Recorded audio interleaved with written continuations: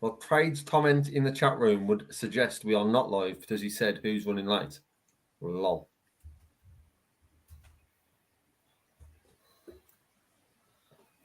This is weird. We are now live on YouTube. Yeah, well, there we go, folks. We're not quite sure what happened there. I think there's some gremlins in the system.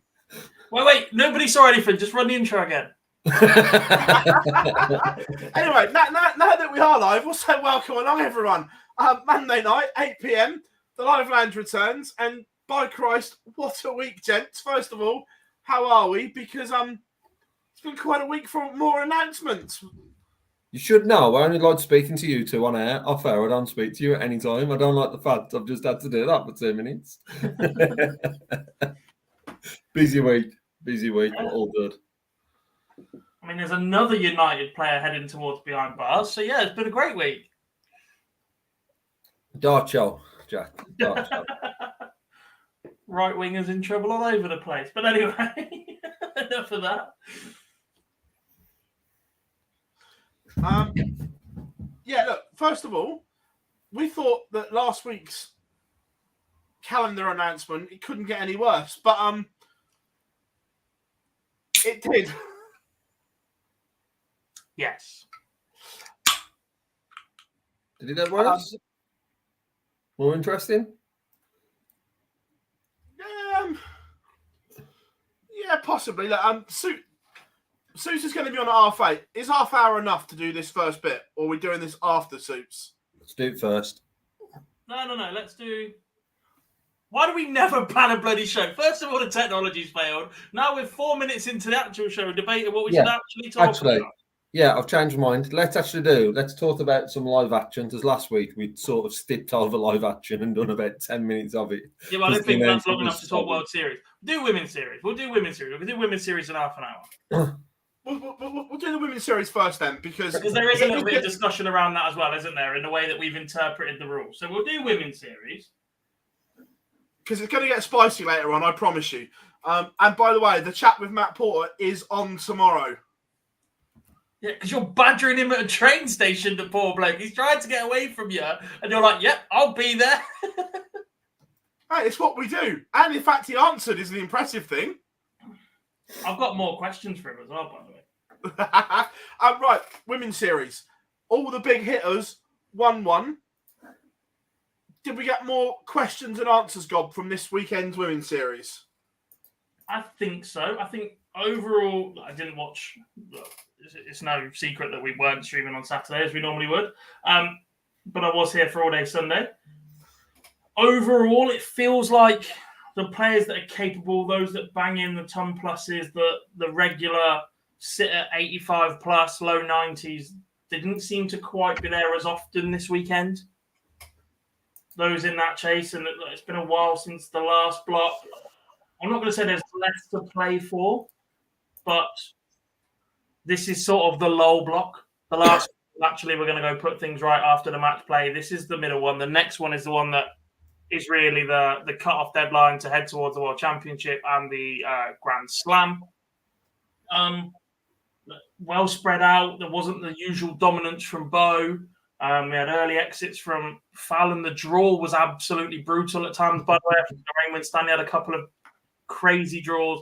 Mikuru Suzuki wasn't too kind to her either at times. And I think that's reflected in the way she's played today, by the way. If anybody's been watching the Super Series, she's had one hell of a weekend in terms of draws and matchups and last leg deciders. That felt like the entire MO for her Saturday. Her Sunday, sorry. But overall, look, I guess the good thing is that nobody has dominated this because it does leave that last block so open. Do you think, looking at the block with 4 different winners, one of the names that has probably stood out for me isn't one of those winners, but was in a couple of finals?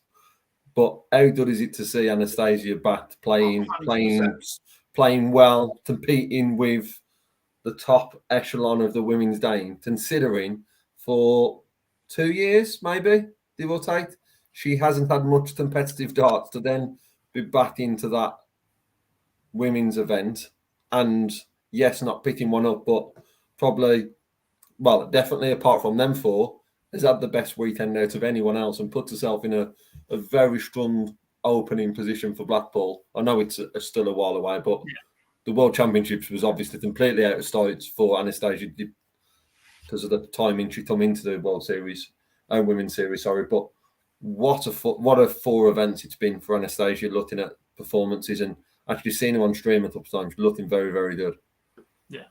Yeah, and I guess look, this isn't a dip, but it's almost very apt that Anastasia's return to form comes in a week where we're going to discuss the WDF versus the PDC. And Tony Martin's Facebook, I know Tony sometimes watches. If you're watching, hope you're good, mate. He didn't hold back on his Facebook post either, which was good. Loads of questions about the exclusion zone. We'll come on to that when we talk about the World Series because of the bit that ITV did between semi-final and final.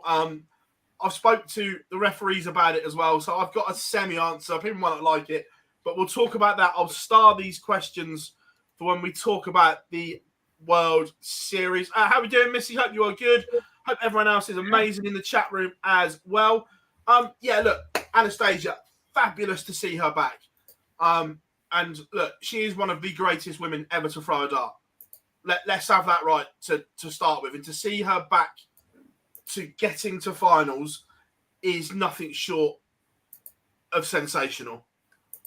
Yeah, because there's the fact she's multiple world champion tells you everything. But she was dominant as one of the best women that have picked up a dart for a severe amount of time. She was playing against the men in the PDC. She was playing in the World Cup of Darts and all sorts. And look, if Anastasia can refine that form, given it's almost unfair and unjust that players that have held the mantle for women's darts for so long are now dipping out of form. The likes of Trina Gulliver, the likes of Dita Hedman, the likes of Anastasia, who did it because it was a passion, a love, and there was a little bit of reward at the end. And actually, now that there are more rewards than ever before, it seems to be that younger, new batch of players that are benefiting the most from that. And it would be very, very nice to see the likes of Anastasia, the likes of Dita, the likes of Trina Gulliver, Lisa Ashton to an extent, get those rewards before their career is over and be remembered for the dart players that they were. Because if you weren't a BDO fan 10, 15 years ago, you might not be familiar with just how good a dart player some of these women are. I remember when Vincent beat Vincent at the Grand Slam. That ton she took out in the deciding leg was incredible. And look, it's just great to see her back. But look, there is one interesting bit. Let's dig into it. We're going to touch on the World Championship ban later on in the show, Darts After Dark, because we are going to go in on it. But if, and it is an if right now, if Bo plays the WDF and turns down her invite as the match play champion, as I understand it, and it's just how I've interpreted the rules. So if I'm wrong, well, I'm going to get some clarity off of Matt tomorrow.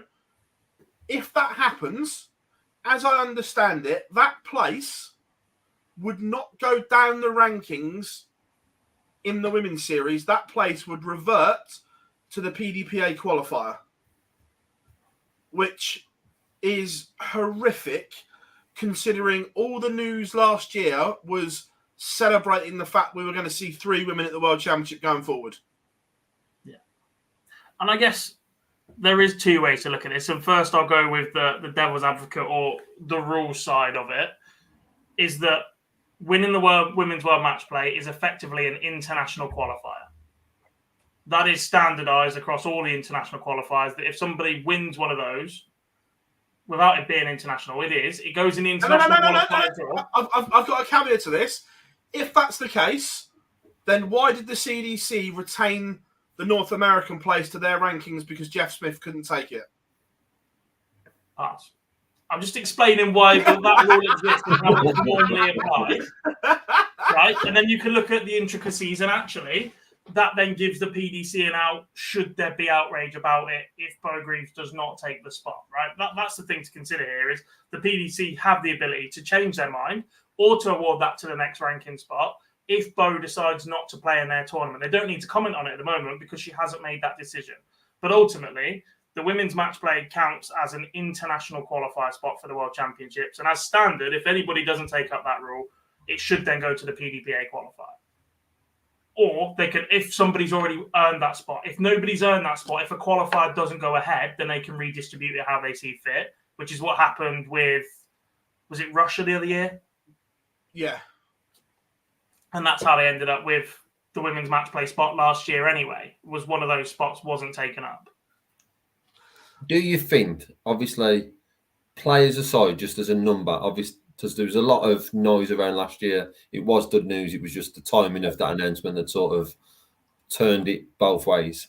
Do you think it's a detriment, though, to the women's game if you then take away one spot because one of those three has 100%. not accepted that position? Because for me, 100%. It certainly is. I get the point of it's in other international events, it's then opened back up to a PDPA qualifier. But for me, the growth of the women's game is so important to the PDC. And I think the PDC have recognised that with the enhancement of events, with the women's match play over the past 2 years, to then remove one of them spots if a player decides to go to a different organisation for that tournament. I think that would be a bit of a knot to the women's game. And second to that, I guess it's looking at who's in that position as well, because that will also raise question marks, let's be honest. If there's a certain player sitting in fourth place, that would then raise a different question because we're all expecting to see Fallon at the Worlds anyway, due to a position. But I think if she was in fourth, would we then see a different decision from the PDC?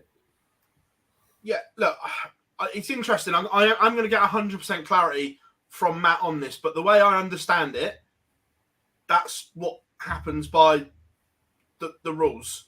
Yeah. But it just undoes everything they did good last year. It does. Yeah, it does. What I hope happens is that Bo makes a decision before the final block of women's series events. Yeah, so that the PDC can make a ruling before that place is decided. You have researched it. When's that a block of events? It's in a few weeks' time, I think. October, I think. Wait a minute. And I don't want to put pressure on Bo to do that, but it would avoid 14th and 15th of October. My understanding from a WDF perspective of an initial announcement, their cut-off for rankings was the 1st of October or around that time, and their draw was going to shortly follow. So I think by then the decision would have to have been made, either way, from a WDF point of view, to obviously then be in that draw. So I think it would be, and I agree that I don't see why that decision wouldn't have been made unless the right information hasn't been provided. Yeah. Well, I suppose a lot will determine on the announcement due on the 26th of this month. 8 days and counting. Because I genuinely think if the prize money... the next week's show to Tuesday, just in case, so we can get that announcement in. If the prize money is shit, I think that could sway decisions. If the prize money is under 10k for the women... We'll have this discussion shortly because we're going to move on to it later on. I know it mixes into both, but we'll come back to it. But everyone, we are going to... Suits is coming on at 8:30, so the announcement from last week is going to take longer for half an hour for us to go in on. So we're going to do that after Suits, but it's an absolute fuck up. Let's have it right. But we'll come on to that as and when. Evening, Mr. Edgar, as well, watching down in Portsmouth. Hope you are good, my friend. You mean Glenn? What's that? You mean Glenn? But look, it's interesting. And off the women's series, Gob, you have a new favourite nickname, don't you? Yes. Can you share that with us? Owen Bates' nickname is no longer Gob's favourite. I don't get it. I don't get how it's a thing. I don't get why you... Yeah. just for people who don't follow you on Twitter, what's his nickname, pal? So there are some questionable nicknames in the sport. We have Owen the Master Bates. You've got the Magnet for Tim Poozy. but Samantha Curtin, Kirton, but pronounced Curtin, has the nickname Beef.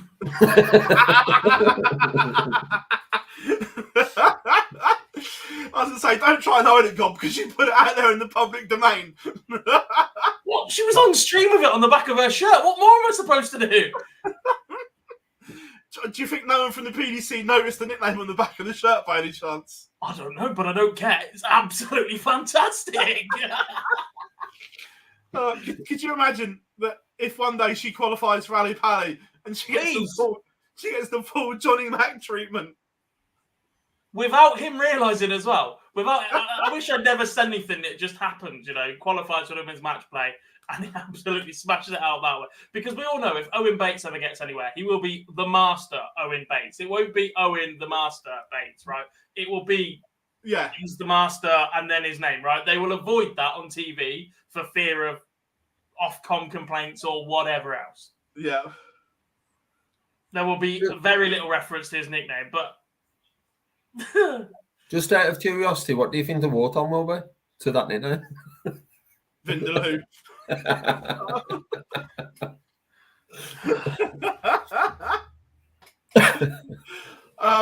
Could be anything. But yeah, one block left for the women's series, and look, there is still all to play for. Fallon's win in that last event also keeps her slim hopes, and it is slim, of making the Grand Slam as well. Because without that, it was pretty much done and dusted. Makuru was going to Wolverhampton, but there is still a chance. There is, yeah.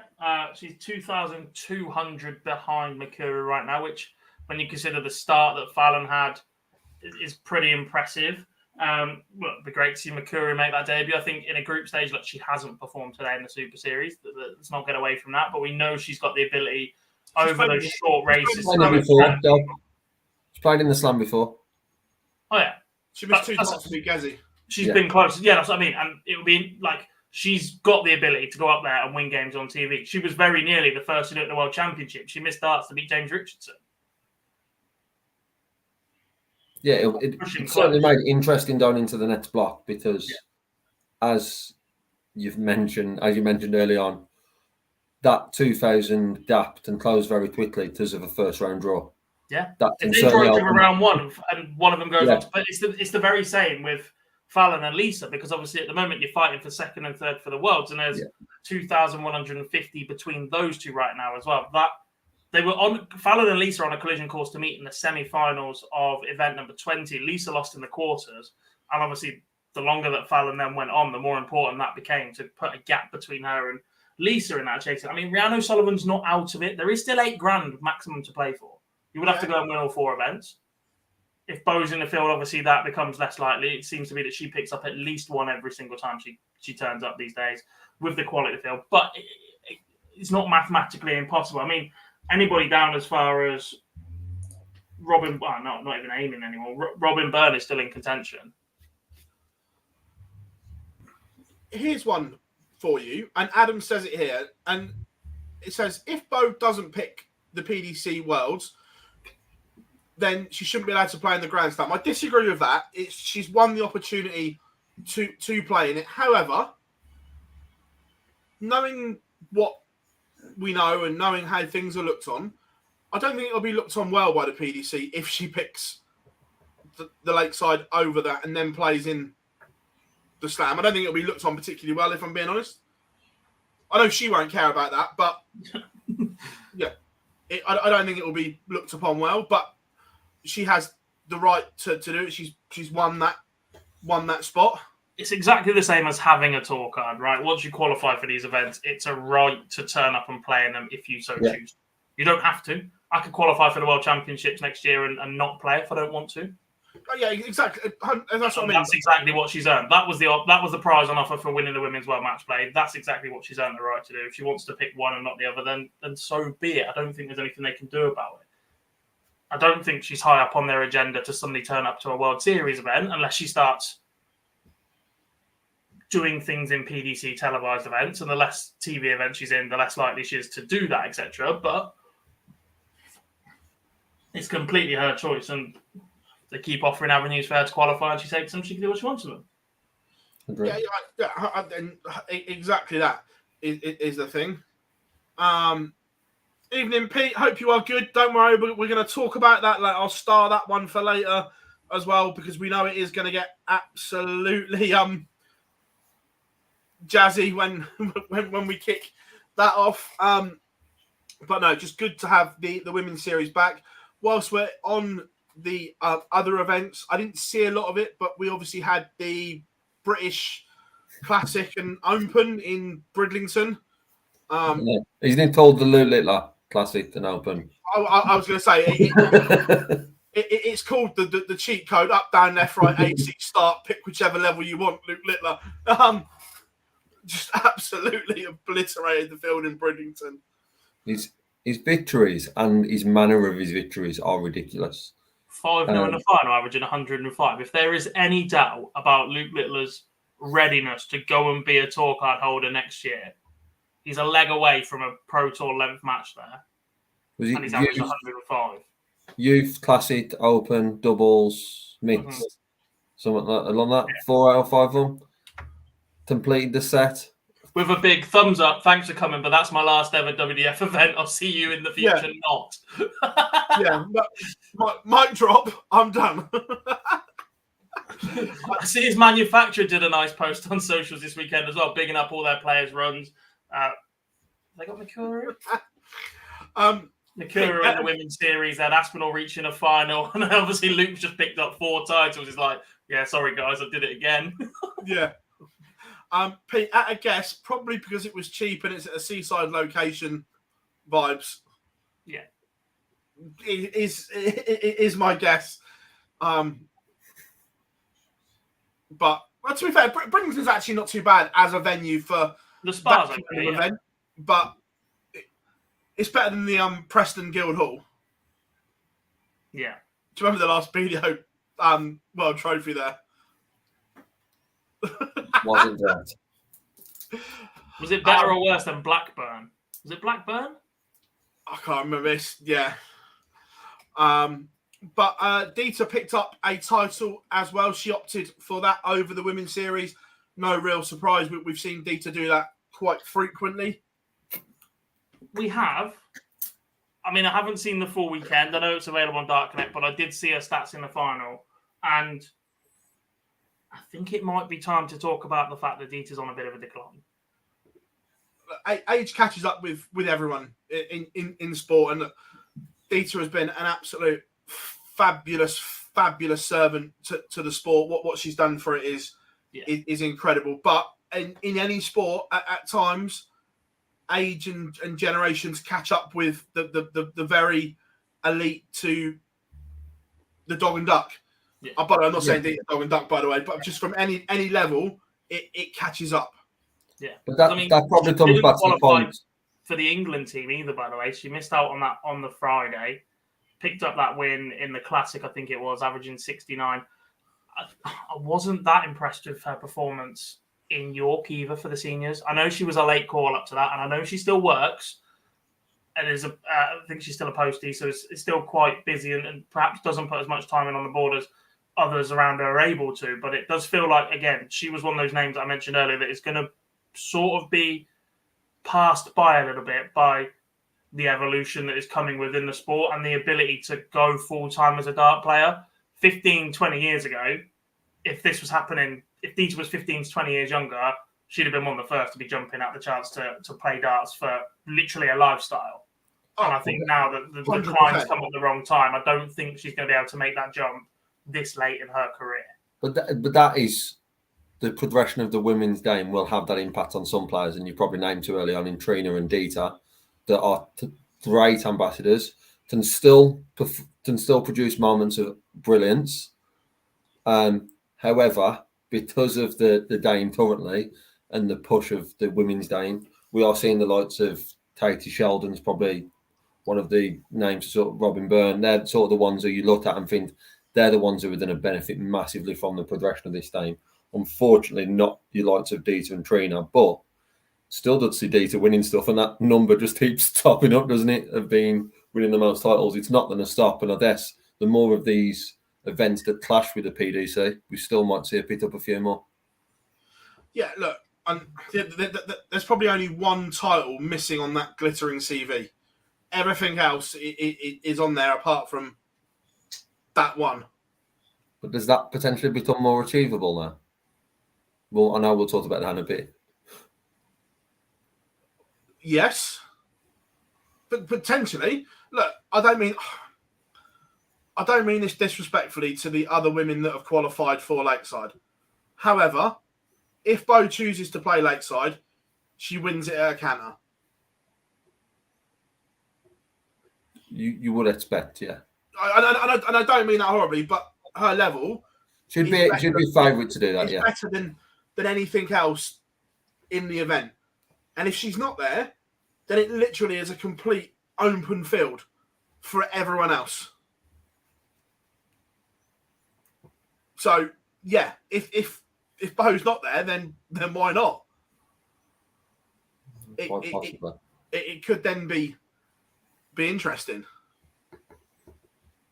But we'll see how that plays out. But yeah, the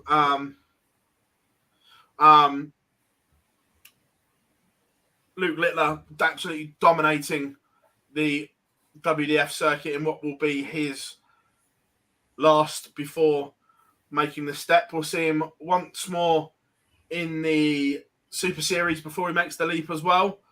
It's mad that someone at such a young age is saying, I'm done with that. I'm done with that. I know he's doing it in a positive way because he's only doing better and better, but someone to go, I'm winning everything and then I'm out of here.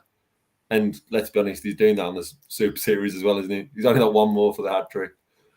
Yeah. But it just looks unstoppable. The days the boys are just ridiculous. I don't want to hype him up too much, but I think we're past that. I really do. Very hard. It's very hard not to do it. Yeah. The only question marks right now about how good he can be is London format on TV sort of thing is what sort of position we're at, because he seems to have done everything else. Yeah, completely. Connor says, are you going to... we haven't actually planned Lakeside yet because that week is absolutely manic of the things we've got to cover. So we need to plan it as in that whole week because it's massive exhibition season as well with pre-PDC World content to go and gather. And as if by magic, right, we are literally going to play a 20-second advert, everyone, and Mr. Suits will be back on the other side of this.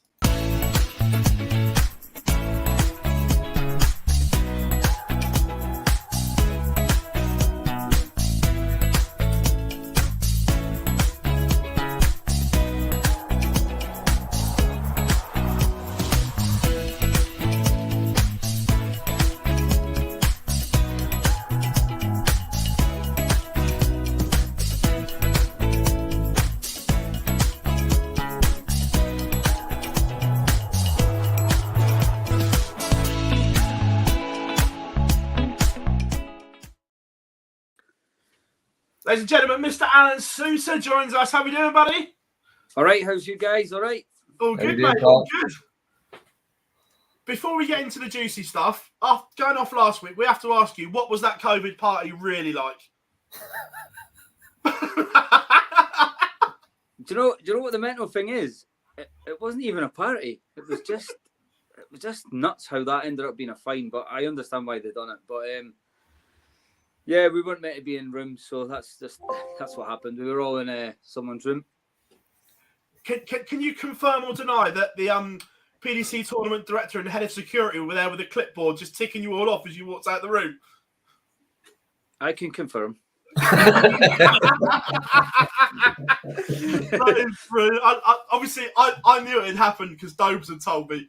But when it all came out on the finalists and they were just all there, it was like brilliant. It's funny because it was ages, it was a couple of years ago. So it's obviously the fines take a while to come out. But yeah, it was just one of those things. First of all, mate, how's things with you? Yeah, good. Busy. Really been really busy lately. I've not been playing as much darts, but I've been working and doing exhibitions, so try to do as much as I can, obviously. I think you are even busier than Phill Bars, if that's possible. That man gets everywhere. Of course I am. I've got to work for a living. Yeah, the thing is, Soutar parties as well. Phil doesn't, and we know that. Yeah, if that man was in pop mode in his flip flops. True story, Soups. I rocked up to Pop World in Blackpool in my flip flops, and they were like, "How have you got in wearing them?" You shouldn't have. Remember what you just said there? Pop World. That's how you got in. Pop World. To be honest, he should have been fined more than you for that. I agree. I definitely agree with that. Look, first of all, because you're on. Look, by the way, we already sorted to get you on before the announcement come out. The Pro Tours moved to midweek, and you were the first one that I thought of when this come out. For the man that works, this must cause absolute carnage. Yeah, nightmare. To be honest, I'll give you a different sort of look on it. So I work tons of weekends, because I work a rolling 8-day shift pattern. So I catch loads of weekends. So it doesn't affect me as much as what you would think. I feel sorry for the guys that work Monday to Friday because, maybe I could be working a Friday, Saturday, Sunday, Monday and be off during the week. So it might actually fall good for me. I've actually looked at the 2024 work calendar and it's kind of similar to this year, about 40, maybe 50 swaps. So it's kind of same for me. But I feel sorry for, I've spoke to a couple of the guys, for example, like Nick Kenny example. He works Monday to Friday, and it's going to kill guys like that, definitely. Are you keeping people sweet on your Christmas card list ahead of those swaps? Well, you've just got to be everybody's friend at work. You can't annoy anybody. You need them all. It's interesting. As a player, do you like the move to try and make it more professional, or is it not there yet? As a player, where do you stand on it? Yeah, I like it. I think that's the way it should be. And I actually, speaking to Michael Smith last week, practicing, talking about it, trying to be in the Olympics and not having the alcohol side and all that sort of, be more professional, try to get in the Olympics and things, which that's where they're trying to go. And the midweek thing is obviously it's a job and they're treating it as a job. And a lot of the guys treat it as a job, but there are a lot of us that still have to work because, yeah, you maybe have a good run in a Worlds or you have a good run in a tournament and it looks like your rankings is giving you a good living, but it's not quite all that, So I think a lot of us still need to work unless we're in the top echelons of the game. Yeah, look, I remember 6-7 weeks ago, there was a question mark around your name about the World Championship. However, a good couple of blocks of Pro Tours has put you right back in the mix now, just outside that beloved green on Dart rankings, but you must be a lot more comfortable with your situation now than you were 6-7 weeks ago. Well, yeah, I'm on the bubble on both. I'm 33rd on both sides, which is that's not the place to be. But do you know what? I think people forget that I'm just as I tell you all the time, a part-time dart player, and I've had 2 good years of it, and this year's not been great. It's been really hard, and when you go to the Pro Tour and you get beat first round, and you think, right, we'll go again tomorrow, and you get beat first round, you think, oh man, come on, and that's kind of the way it's went. And the last block of Pro Tours, how was your luck? I draw Michael Smith in the first one, give him a run, 6-5. Next day, I draw Ryan Serrell. How's your luck? 6-5. So I'm just not getting the rub of the green in those wins. But to be honest, I'm not averaging 100. I'm not averaging 95 plus in a lot of these games. So you don't deserve to win if you're not putting in the numbers, because like you guys have just been talking about before I came on about Luke Littler putting in 105s in Bridlington in finals. If he comes to the Pro Tour, he's going to smack me to pieces. What do you put that down to? What do you put that down to in your game that you're not hitting those numbers that you were the last few years? I don't practice 8 hours a day, and probably most of the guys don't. And if they tell you they do, they're probably havers. But I probably, I've not practiced for 2 days, the last 2 days, because I've been working. So it's just reality. And like, I was going to practice tonight, but some guy wanted me on a podcast. So, that's a right out of the window. So the next set of Pro Tours, Mr. Bars, is your fault. It's half an hour gap. Yeah, that half hour. Well, if you can do silly parking and driving all these miles. You could have come on last week. Do you know what? I'm just not getting the rub of the green. I still practice, of course I practice, but the novelty's wore off as well, maybe, and I'm not a surprise to a lot of the players that maybe hadn't seen me for a couple of years because I was in BDO land and playing for Scotland and things. But I've had 2 good years of it. This year's been all right. Hopefully we can make Ali Pali. That's my goal every year. You've got to try and make Ali Pali. And I think a lot of people, especially up my way, that they don't realise that you've not qualified for Ali Pali. They think, well, you done all right last year. You must be in this year. And I'm like, it doesn't work like that. You've got to get in there every year. So, yeah, I just need to qualify for Ali Pali. I think that's my end goal now with 9 Pro Tours left. And I've got 1 Euro Tour. I'm in Hildesheim. So let's try and get to Ali Pali. Those Euro Tours, we speak about them all the time. They're more important than the Pro Tours now. Would you agree? Well, I'm a prime example. I've won more on the Euro Tour than I have on the Pro Tour this year. So there's proof in the pudding. Sweet and simple. You sounded like a bit earlier. I thought you were a bit like a Scottish Richie Howson, just a part-time dart player. He tells he's just a pub player having a good run. With the moves to midweek and the PDC looking to be that little bit more professional, what does the future look like for Suits? Are you always going to be a fireman? Are you going to be a full-time dart player at any point? Is there conversations to be had? Great question, but I do get asked it a fair bit. The guy above me asks me it sometimes. But I think to give a proper answer to that, I've got 4 years, 4 months until I'm 50 years old and I can retire from the fire service. So I have no intention of being a full-time pro, no intention of leaving the fire brigade in those 4 and a bit years. If I've still got my tour card when I turn 50 and leave the fire brigade, then I suppose I'll be a full-time pro because I won't have another job and I probably wouldn't look for another job. But darts doesn't cover your money as much as what guys think. You know, that's probably why Johnny worked as long as he worked, kept his job and kept his hand in, because it's not as lucrative as what you all make out and what social media makes out. But yes, it makes you more comfortable, especially when you've got your normal job as income, but that's security. And if you go to the Pro Tour and win nothing, and you don't qualify for Euro Tours, so you win nothing, it's a tough place to be. And I've seen it with guys that got the tour cards with me at Q School in 21. A lot of those guys lost their card 2 years later and only won a few grand.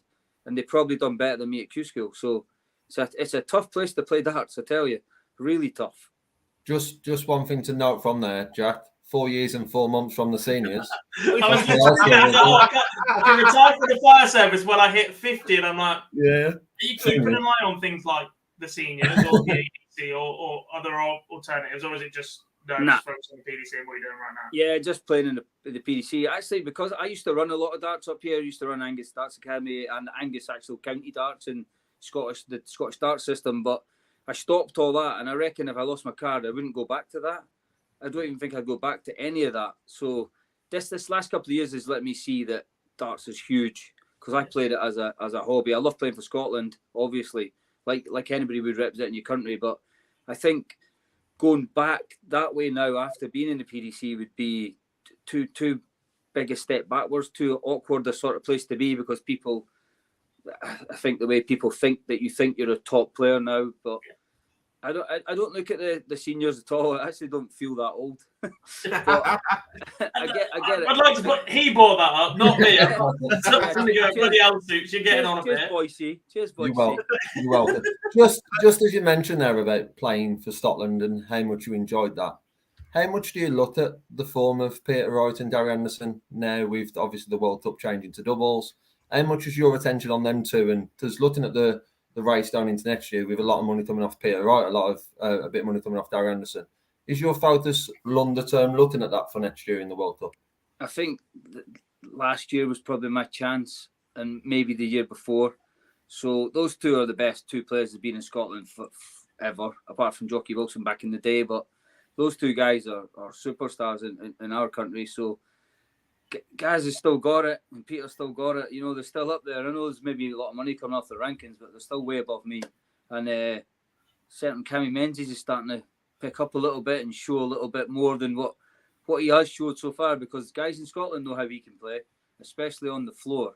He just needs to find that on a stage. So I would have loved to have played last year Gary obviously came back, and the year before when I was third, Hendo got another shot because he was reigning champion, and quite rightly so. I don't hold a grudge against that at all. Hendo's a top man and mega respect him. So the last 2 years was probably my chance, but I'm still there. I'm still third ranked Scot at the minute. So I'll keep trying to be the third ranked Scot and then see where it takes me. But obviously, if Gary and Peter play, then I haven't got to look another.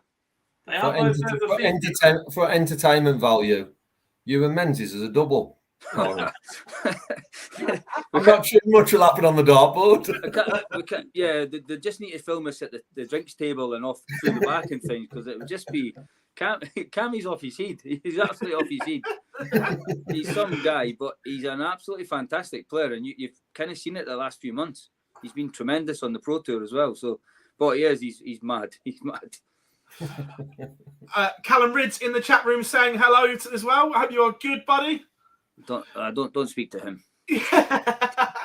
Look, we don't just want to talk about darts.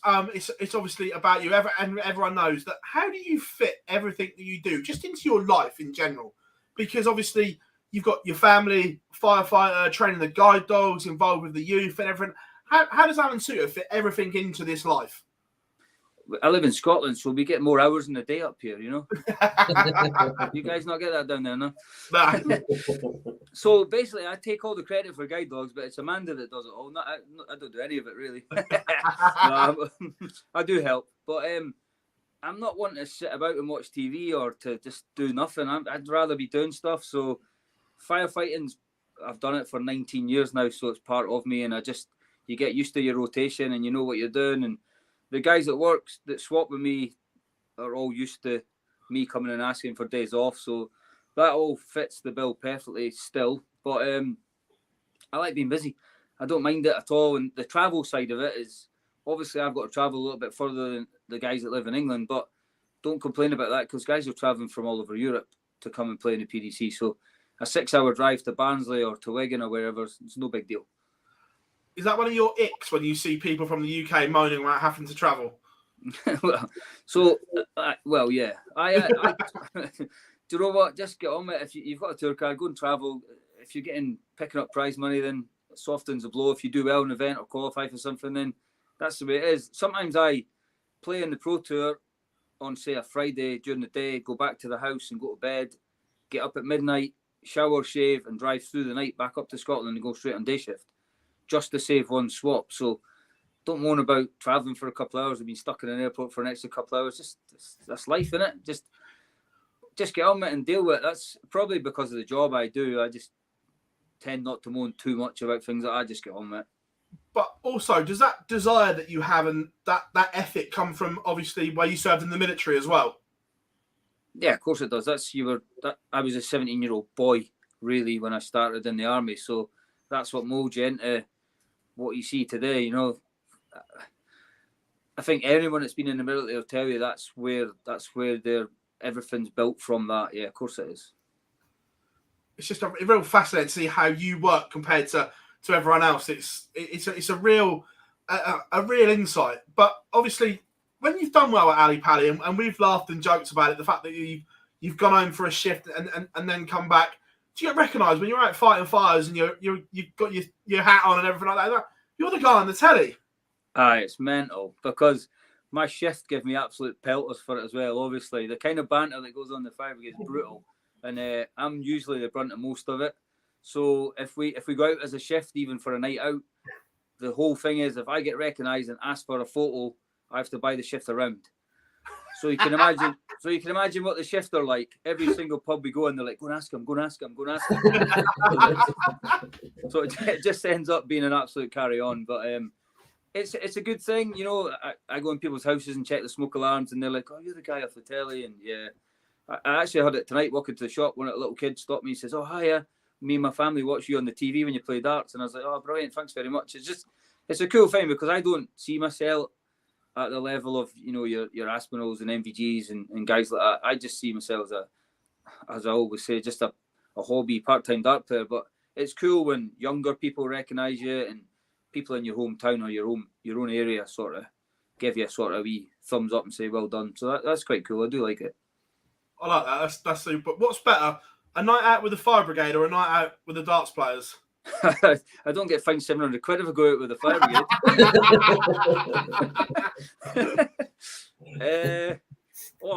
That's a difficult one because I do like a beer, and I do like there's quite a few guys in the PDC that I get on really well with, and I don't mind spending time and having a beer with, good lads. So, but your shift, I'm with them all the time. Well, apart from the 50 times I get swaps, but I'm in my shift all the time. So the banter we have there is second to none. It's family stuff, isn't it?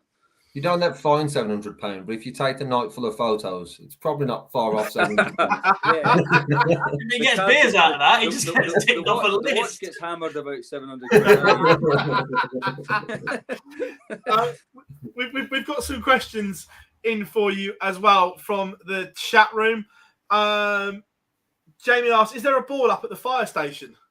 A what? A board up at the fire station? No, we're there working. Yeah, like you weren't partying in a hotel room. So. Yeah, I wasn't there either. No, my name's not on that board. Of course there is. Yeah, most stations have maybe lately in my area, in the Tayside area, because of my success in the last 2 years.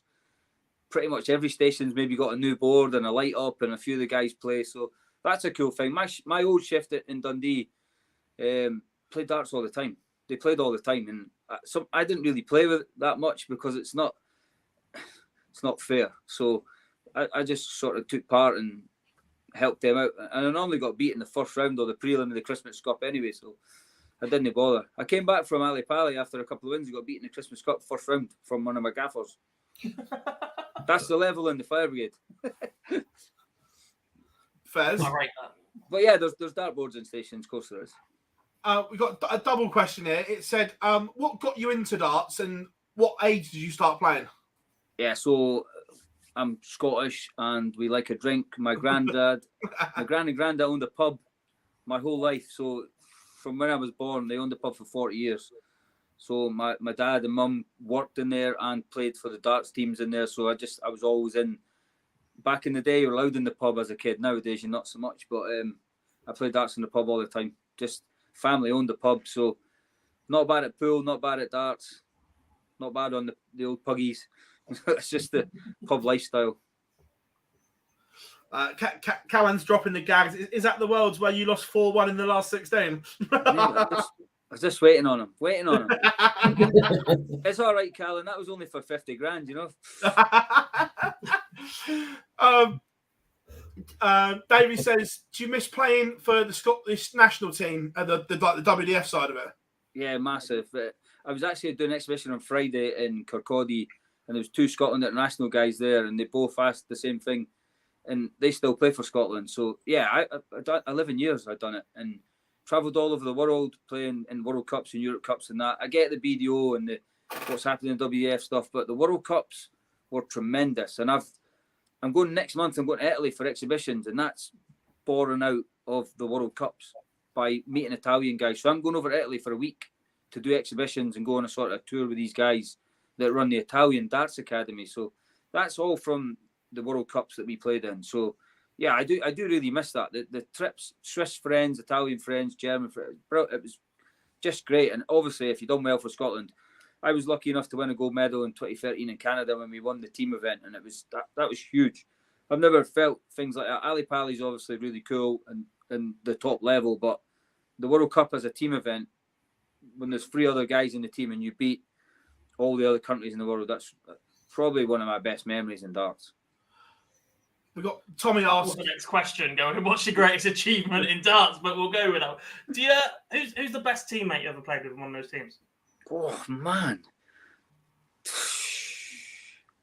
Depends on what way you look at it. So, as in a player, Ross Montgomery was solid for Scotland. He's not been shown it in the PDC in the last 2 years since he got his card, but as my captain and as a teammate in doubles, we won 11 medals together. And as a pair, we were always sort of quarterfinals, semi-finals, finals of events. So, as a darts player, probably him. But from a fun point of view and I could probably carry on point of view is a guy, Stuart Rattray. You might not know him. He's just a good all-round guy, good laugh, liked a beer. So he was probably a good guy to have around in the teams as well. Interesting. Did you ever get to play with Jockey? Nah. I remember, but I was only born in '78, so he was already like world champion in '82 and things. He was already a star by the time I was only a kid. So, no, I remember him doing the exhibitions and going around the sort of clubs and pubs in Scotland and Arbroath, but I was too young to be part of any of that. My parents and grandparents and that all talked about him playing him, but nah, never played him.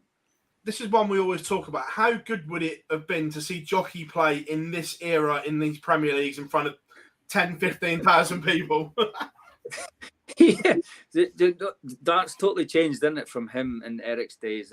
It's a different game now, and I don't think he would have been suited to it, just the way he was and the character he was, and it would have been great if it'd been great to pit him against like say him and Gary to see who it, because Gary, I would say Gary's the best Scottish player there's ever been, but Peter might dispute that as well. But yeah, it would have been good to mix the eras, but obviously it's theoretical, isn't it?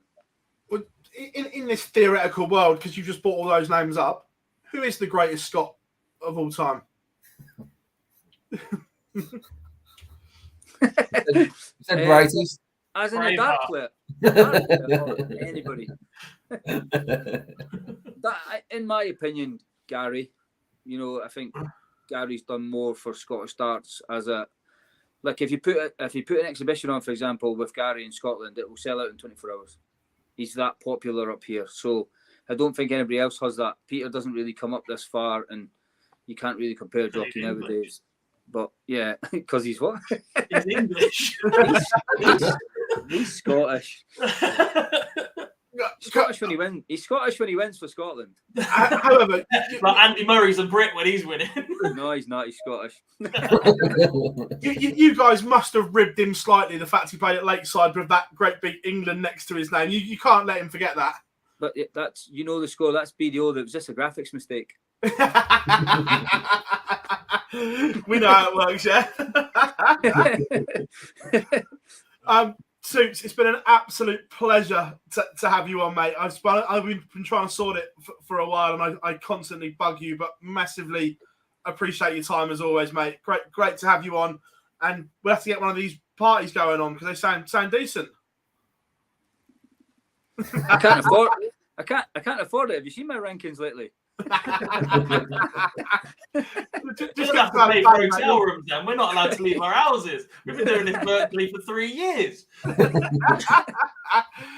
But Suits, massively appreciate your time as always, mate. Thank you very much, and I will see you very, very soon. Cheers, See you later, guys. Thank you. Cheers, Lee. Cheers, Jack. See you later, guys.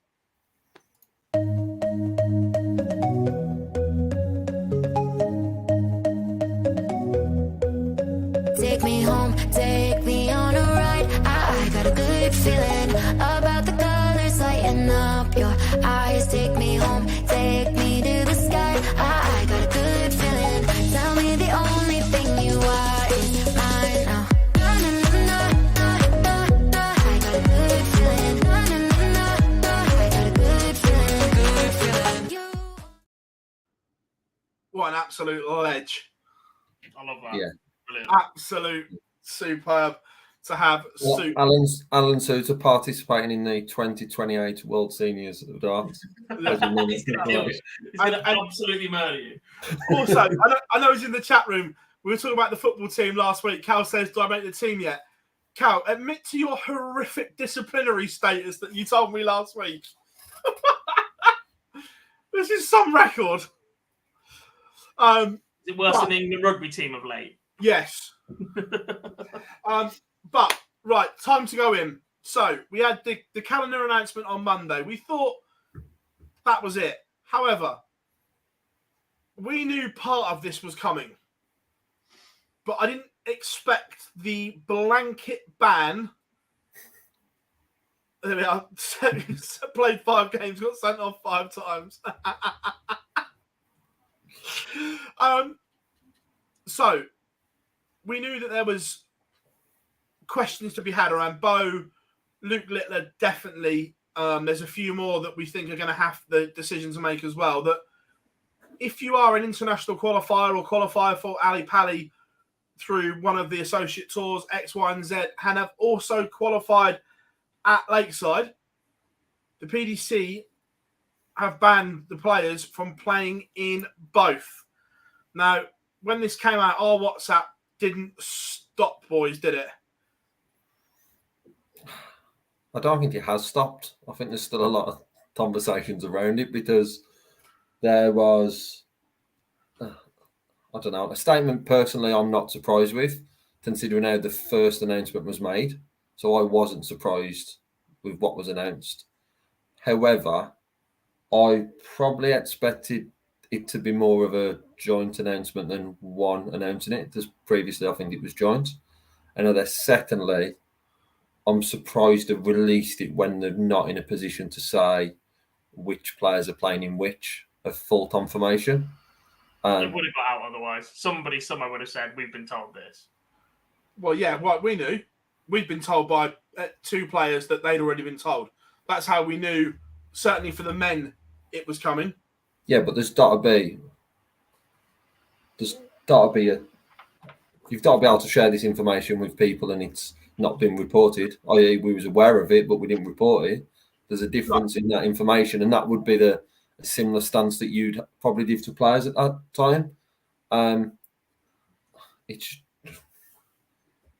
guess the disappointment is what we like with a statement the majority of the time from some organisations is it's very clear. We know what the stance is. We know what the position is of all.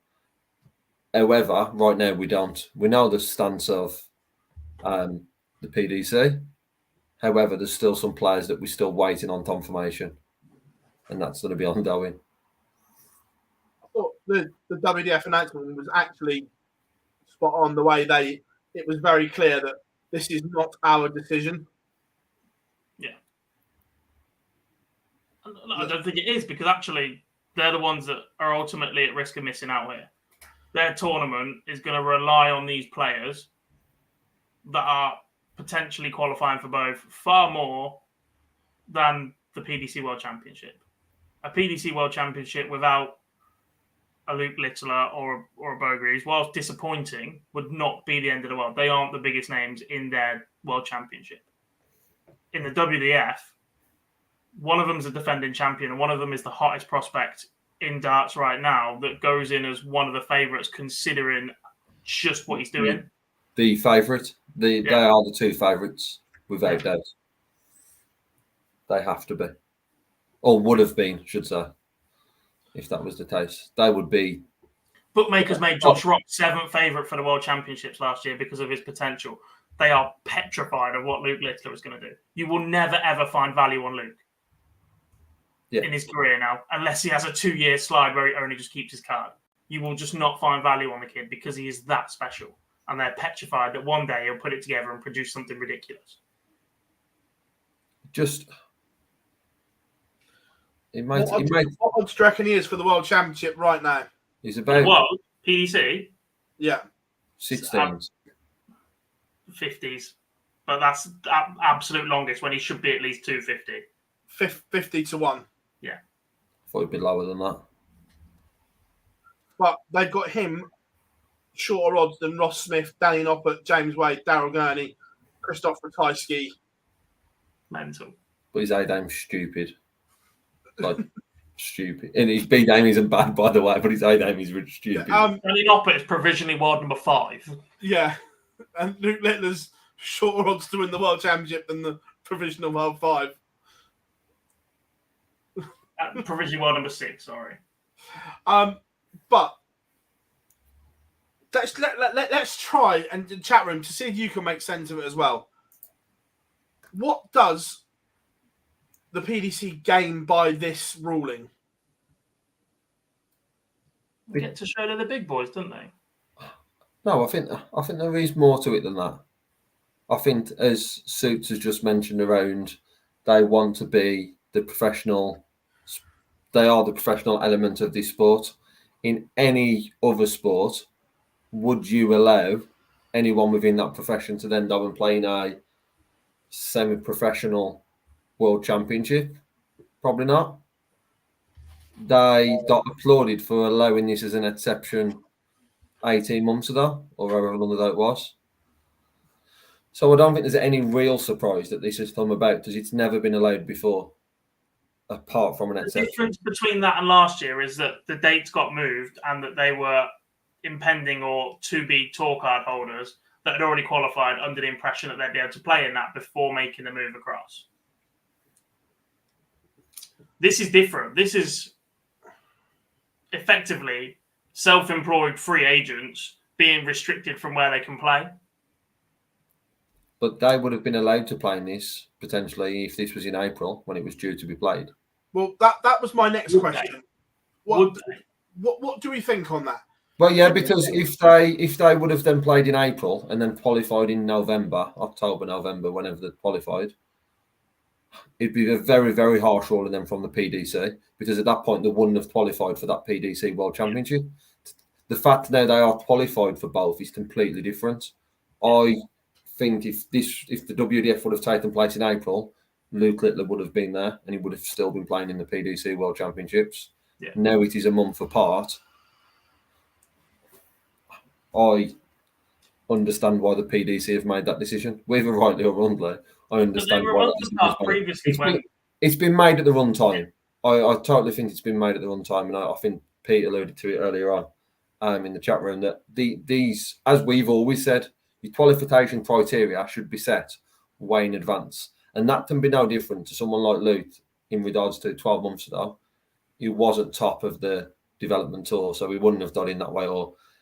So you make players aware that if you have qualified for something else, this is what it would mean for the World Championship. That should be made clear very, very early. And well, Pete says it here, and he said it earlier, and this is my issue that he hasn't got a problem with it, but it should have been stated before qualifying started, not week. What are we? 8 weeks, 9 weeks from the tournament, and that decision's been made.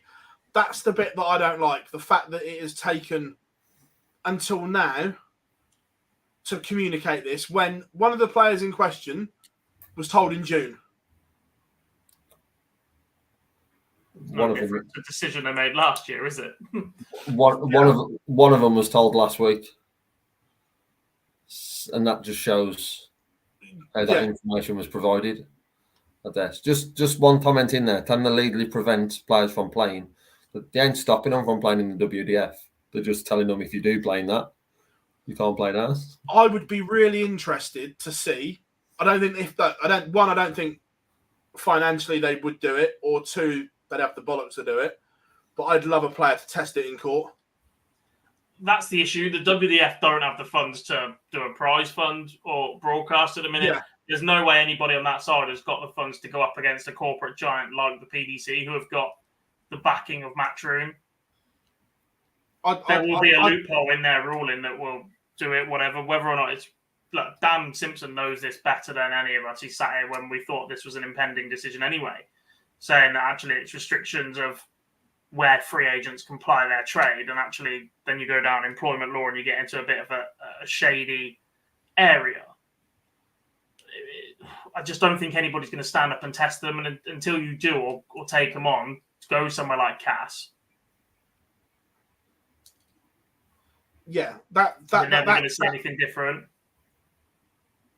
That's the issue. It's having it was the same as before when the BDO used to say that if you won Lakeside and you went across to the PDC, we're not paying you your 10 grand or whatever, 100 grand prize money, whatever it was.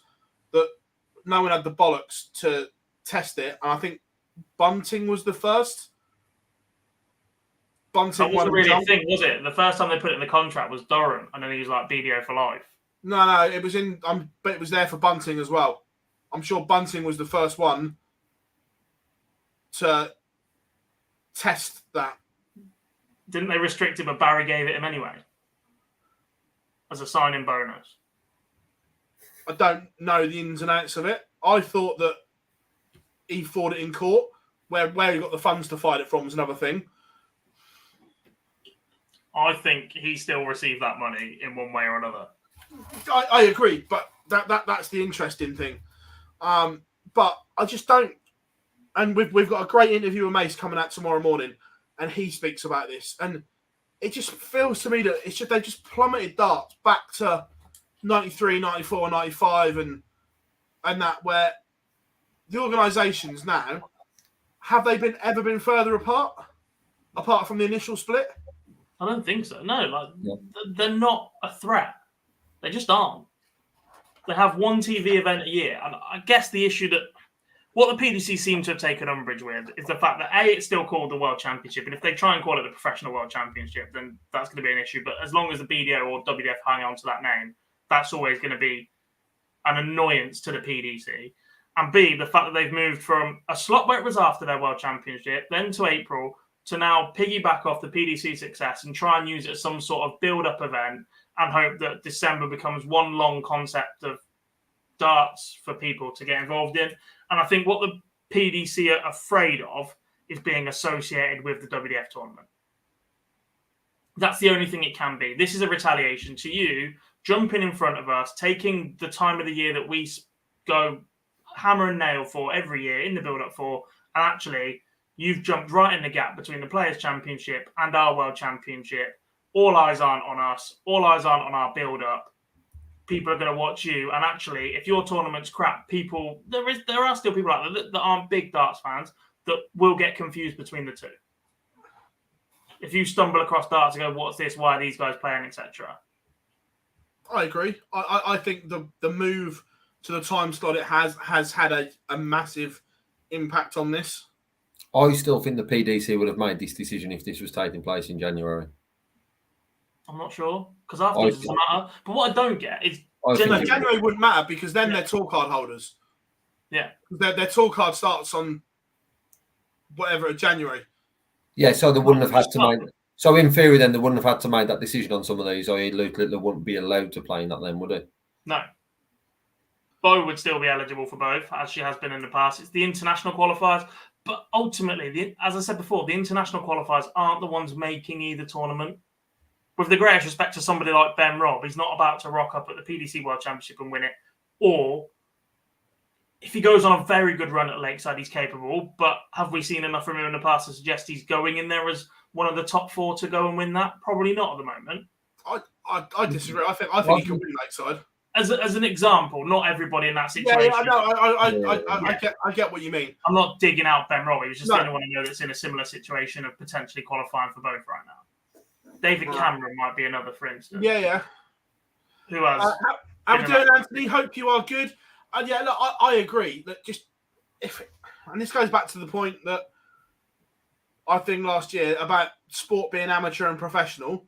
But when you listen to the WDF, they don't want to be the Amateur World Championship. They want to be an alternative to the PDC. So why would the PDC allow their players to play in an alternative? Yeah, no, exactly. Yeah. Well, they are the PDC players. This decision should have been made at the start of the year, not September, 9 months ago. Yeah.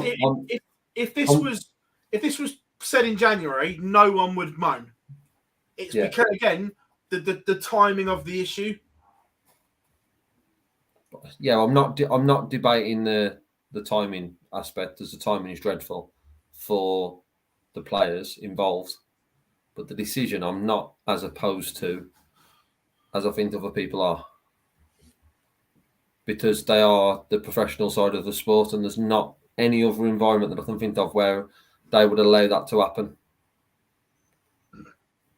In an alternative or your amateur game, whichever way you looked at it, however the PDC looked at it, does the PDC don't look at them as an alternative, let's be honest.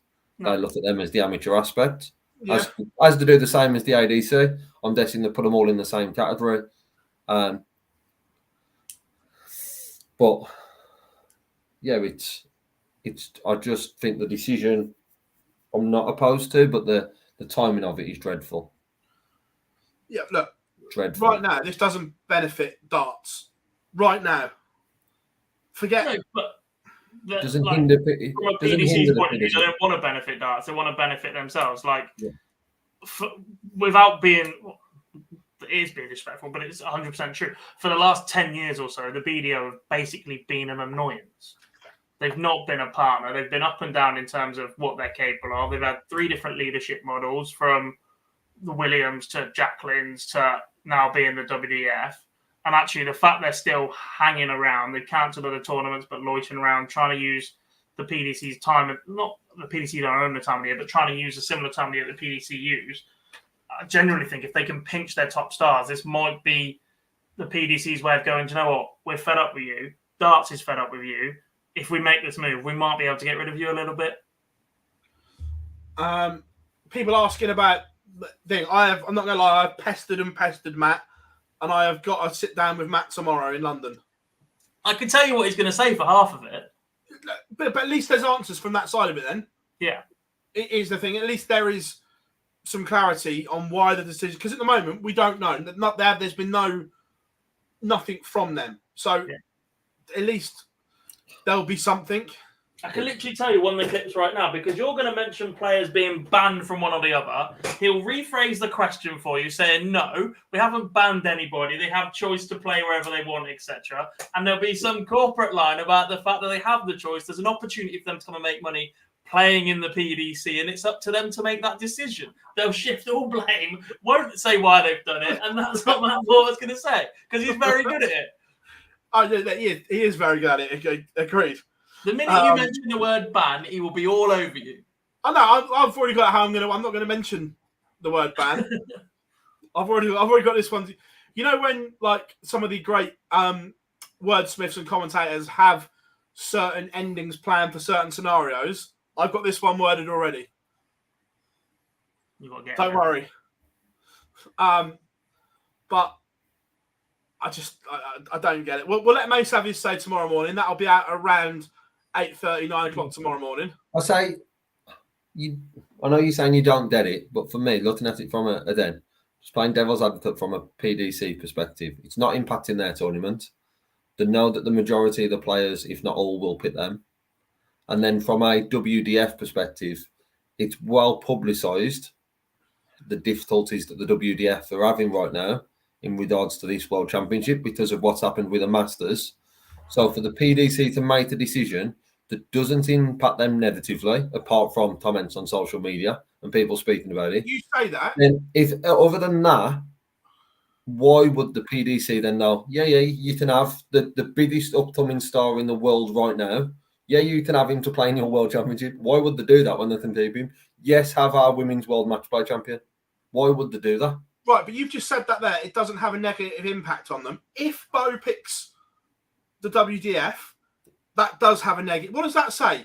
That the only women's TV tournament they have, if their champion of that tournament goes, actually, I've won 30 grand on the women's series. I've won 10 grand for your TV tournament. Fuck you. I'm going to play in this. That's a good look. One is that they provide opportunities. Players can choose to take those opportunities. That'll be the PDC line. Oh, it might be the line, but it's not a good look. But, no, it's not a good look. The only time that becomes a bad look is what we were talking about earlier. Is if they then don't allow 3 women to play at the World Championships. If someone else comes in and takes that position, I think it's Lisa at the minute. Which by the rules. But if that happens, then obviously Bo deserves to be there. She's number 1 in the rankings, so totally deserves to be there. But from a perspective of the PDC, they're not in a worse position by making this decision at all.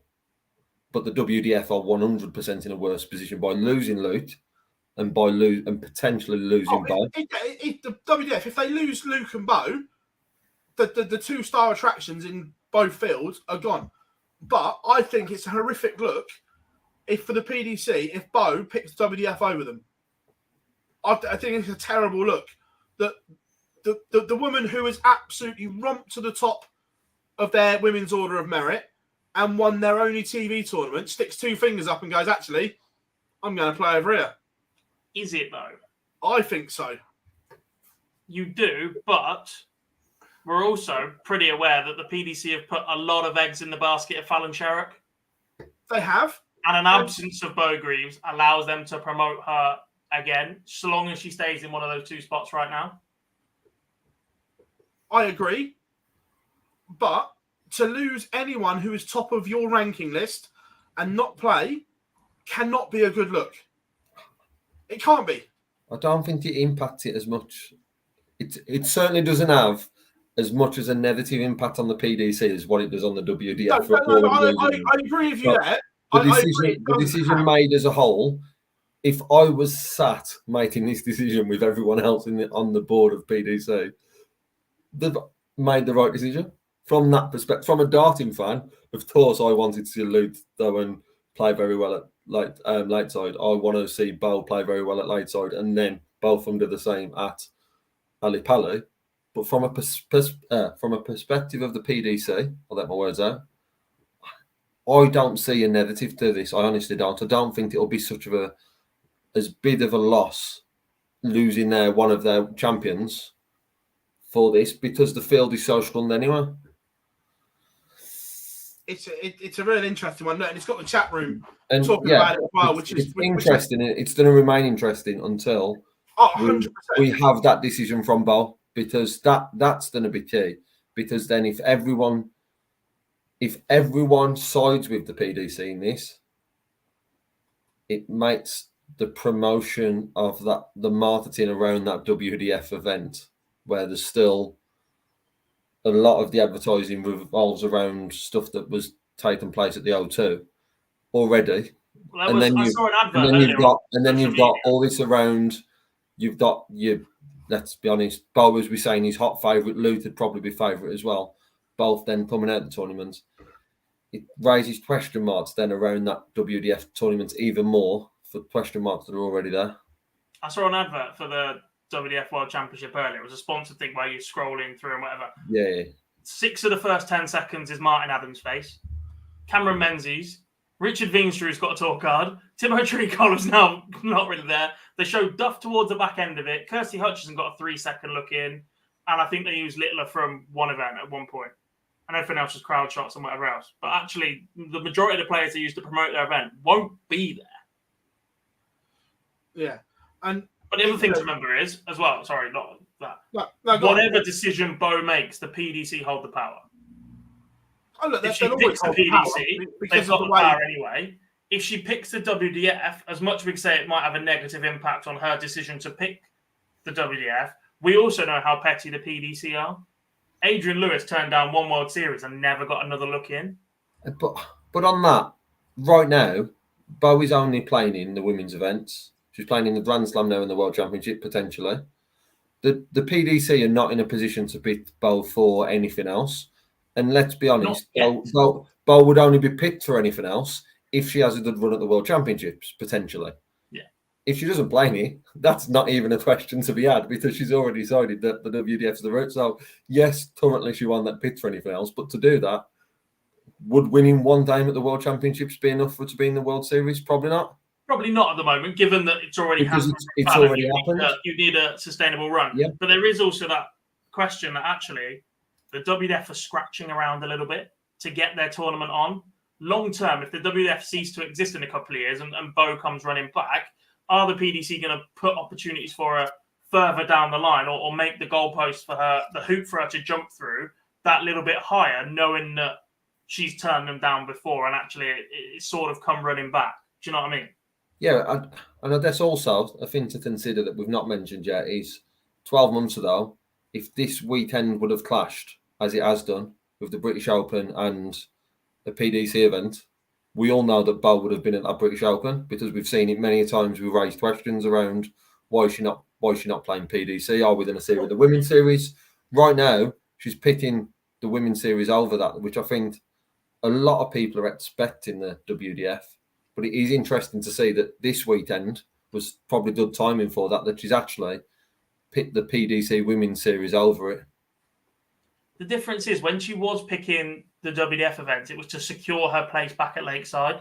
Now that that's already there, solid, I think it was she was already pretty there then. She was winning everything still. That was the line of the Fed. Yeah, there's a couple of things as well. Like Anthony says, what if the WDF completely picked up the tournament, moved to mid-year? I agree. I think the timing of where the tournament is a huge issue. I really do. I think where they put it, although it's probably better for the WDF, it's caused them an issue with the PDC. Well, I agreed, Pete. That is still until we know what they're playing for and whatever. I completely agree that, and that's one reason that I think that Bo may be tempted to pick the PDC. That if the women's prize money for winning Lakeside is only around 10 grand, and not, what was it, 25 last year? Yeah. If it's only around 10, I can quite easily see if you're guaranteed similar prize money just for turning up at the PDC, just for one game, winning a title, then part of me thinks that's the way to go.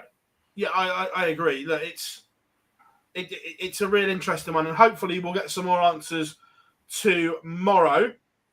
But there was actually some. Go on, Gob, you gonna say something? So whatever happens with that, I hope that the PDC make a call on it before that last block of women's series. I want to go back to that. Don't want to see them in the same position they were in last year. Even if they've already made a decision on it, be bold and come out of it now and back it. Because at the minute, you're guaranteed one of Fallon, Lisa, Rhiannon, or Robin Byrne, right? Be content with that and say, even if Bo makes this decision either way, before that next block, we're going to give that next spot to the third place. What would effectively be place number 4 then. If they leave it, Fallon gets overtaken by Lisa, and then they make the decision again for the second year in a row where they've made a move that gets Fallon Sherrick into the World Championships, or seemingly gets Fallon into the World Championships. It's just a disaster. They might as well kill her off now. Yeah, that's too much for one person to have to bear the brunt of. Yeah, but that I agree, because the amount of abuse that she gets is ridiculous. But right now, that why I went back to, they shouldn't have released this statement until they had agreement from players from both sides of the spectrum. The amount of abuse that now Bo's going to receive for whatever decision she makes. If Bo pits the WDF, the abuse is just going to be next level on pitting that, because as we're probably all in agreement with, the best route at the moment when the women's game is the PDC. That level of abuse will go there, and the only people who can make that decision quicker, the same with the tournament one, is the PDC now. Is the PDC can step up and make that move, have this conversation with Bo, and also, once that conversation's been had, then say, this is what the impact will be for that women's spot if Bo decides not to accept the PDC. Will it go down? Will they change the rule? Let's be honest, they've changed the rule before, so they can change it again. Rule 1. That'll be asked. Can we talk Johnny's line before we do move on? I know there is more to talk about, and you were about to do that 2 minutes ago, but he said, money comes and goes, titles last forever. Now, I spoke about this on the stream yesterday as well, and I can see the appeal of chasing a world championship and going and being a world champion. I can, right? But in this day and age, I'm not sure it counts for as much as it did 30 years ago. I go back to... Now that people are full-time professionals, earning money is more important. You talked... Michael Smith was prime 18 months ago. I know the line. I win 10 million but never win a world championship. I'm a very happy person. Now, that might apply to one person. That might apply to absolutely everybody. But being a world champion is brilliant for about 10 minutes when you lift the trophy and the after party, right? The following day, it actually means not a lot. Yeah, I agree. And this was before Smithy won. Yeah, I think he said this at the Grand Prix. I'll go and find out. But I'm sure he said at the Grand Prix before he won a TV title. His exact words were, if I never win a TV title, but I've got 10 million in the bank when I end my career, I couldn't care less because my family is set. No, we're not talking 10 million here. We're talking one instance of a world championship, right? And whilst me and you have got into a very heated debate upon the legitimacy of calling people world champions for winning the WWF World Championship, as long as that is the only world championship event for women only, that is still the women's world title. Whether you like it or not, whether anyone else likes it or not, I'm not getting into that part of the debate. But if the WWF ceased to exist in 5 years' time, the value of going and chasing that world championship is devalued compared to playing in a first round of a PDC tournament where prize money we expect to be similar. Right? Stay with me here. We expect prize money to be similar. And actually, being a world champion counts for, in 10, 20 years' time, what does it count for? You're in a conversation for Muppets like us sat online discussing who the best ever is. Right? You can't take it with you when you die. Like there's nothing else to it. We can sit here and say Phill Taylor's the best because he won 16 world championships, right? But actually, when Phill Taylor's life comes to an end, what does that actually mean for Phill? Well, you didn't say that about anything. You go into a sport when you started playing a sport to be the best in the world, and to be the best in the world is to be the world champion. That is why you would take part in any sport at any level. When you first hit to football, or when it's I want to win the World Cup. When you play darts, it's about I want to be world champion. Everyone wants to be world champion at whatever they are taking part in. Phill, there isn't really another sport where you have two options like this at the top end of the game. 20 years ago. Right now, in like you've mentioned there, 5 years' time, let's say this is the last WDF World Championship. Bo goes on and wins it. She's 2-time world champion. If she doesn't go on and win it, she could be 1-time world champion, but competed in the first round of the PDC World Championship. If that was then the end of her career, the World Championship surely mean more. Being a 2-time world champion doesn't matter of what the organisation does. In 5 years' time, why does it mean more? For her, for you, if it was you, for a sense of success and pride, yes. 5 years' time, financially looking back, that's the end of my career. A sense of pride, a huge sense of pride. A huge sense of pride, yes. But if the prize money for the PDC on offer and she goes and wins 30 grand compared to 10 grand, for instance, 5 years' time, she's going to notice that 30 grand a lot more than she will the 10 grand and having a trophy that Pete rightly says you can go and buy at auction in 10 years when they go bust anyway. I think sport, I think 10, 15 years ago, I agree. But I think there is a mentality change within the world, not just darts in general, where you hear boxers like Eubank Jr. said it in a recent interview. He wants big money fights over world title fights. I think there is a mentality shift in people, not just darts here, that I think money is more important to people than anything. At a certain, Fury's fighting a fucking cuddler, for Christ's sake, over going after one of the heavyweight to be named one of the best ever. At a certain age, yet, if you speak to Luke Littler now and asked him being world champion or a certain amount of money in his bank, I think Luke Littler would say world champion. Do you know how many J2Os he could buy with a certain amount of money in his bank? Do you know any more exhibitions he could have being world champion? I was going to get it anyway. It's just a talent. But do you know? I think that becomes at a certain age that the focus when you are grown up is you want to be world champion. You want to be the best at that sport. Yes, when you're a kid, I agree. Money talks later on. Already done that. What? Bo's already done that. She's a world champion for life. The only real target now for Bo in terms of world championships is can she go and beat Trina? Is the WDF going to be around long enough for Bo to go and beat Trina? But why not potentially have 4 or 5 of them in the back? And like I says, I think PDC is the right route for it, but just playing devil's advocate in the argument of it. Why not be 4, 5 times world champion before then the PDC might have one? And then 6, 7, 8, 9. She could be 100 grand better off from PDC world championships in the same time. She ain't going to be too far behind in the WDF. The prize money might not be this. It might not be the same, but it's not going to drop to less than a first round win you would expect. To be fair, Rob's got a point here. By Luke Pease in the PDC Worlds, he said it doesn't kind of say he's not fussed about being a world champion. Didn't Fallon Sherritt make exactly the same move when they put her in and then pulled her out again? Correct. When you're a kid, I agree with you that you want to be on and be. But when you realise what the world's about and what makes the world go round, that's money.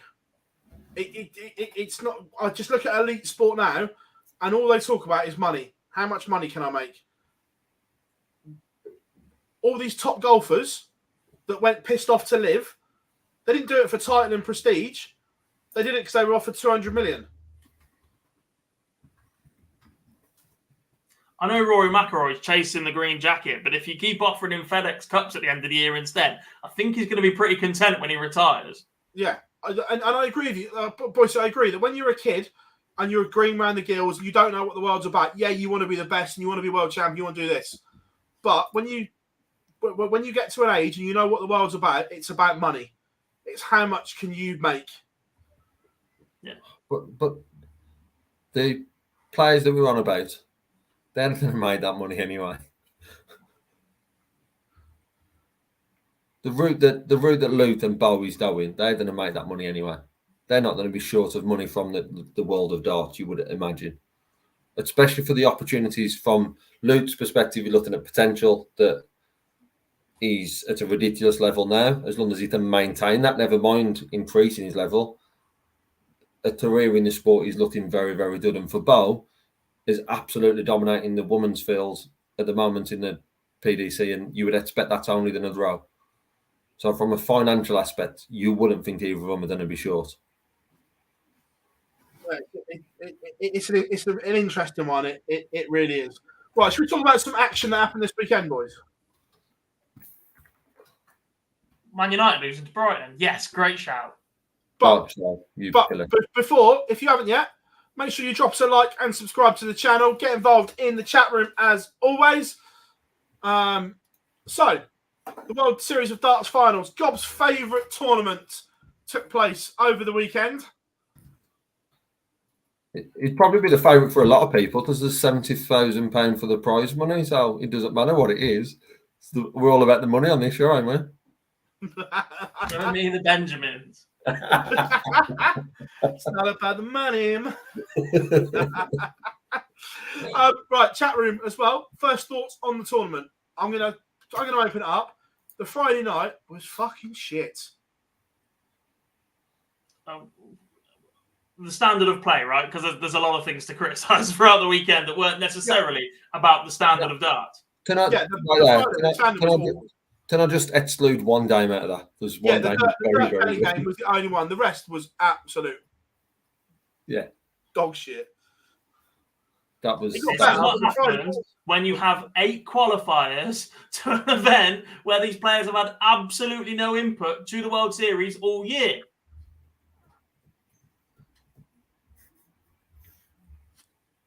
Roll on the Grand Slam qualifier so we can do it all over again and watch him job it 3 times in a fucking group.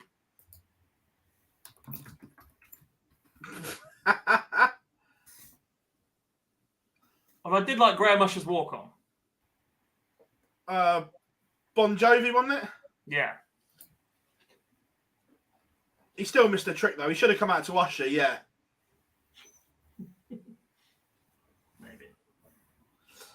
I'm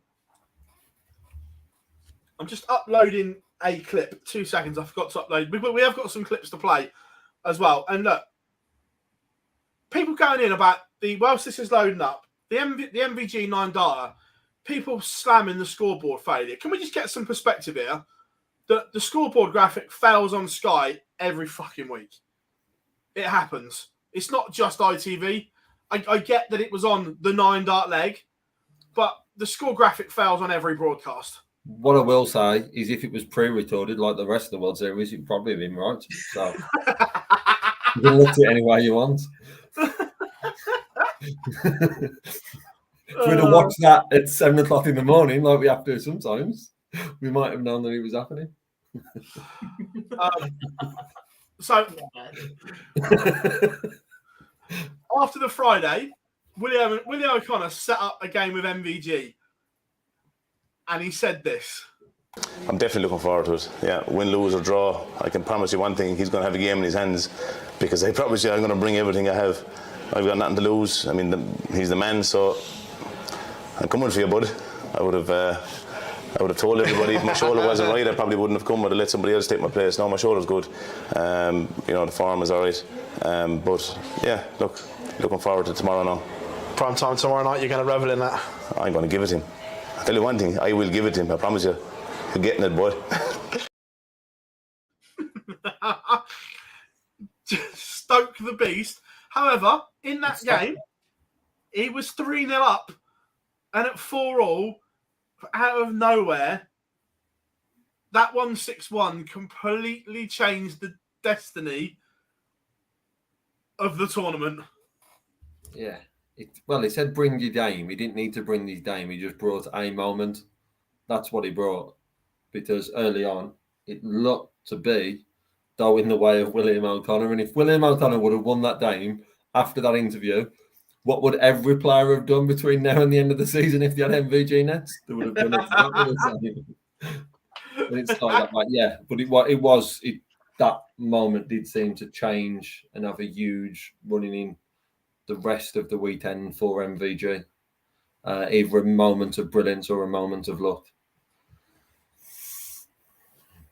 Yeah, it was that 161 was just the timing of it was ridiculous because William outplayed him for large spells.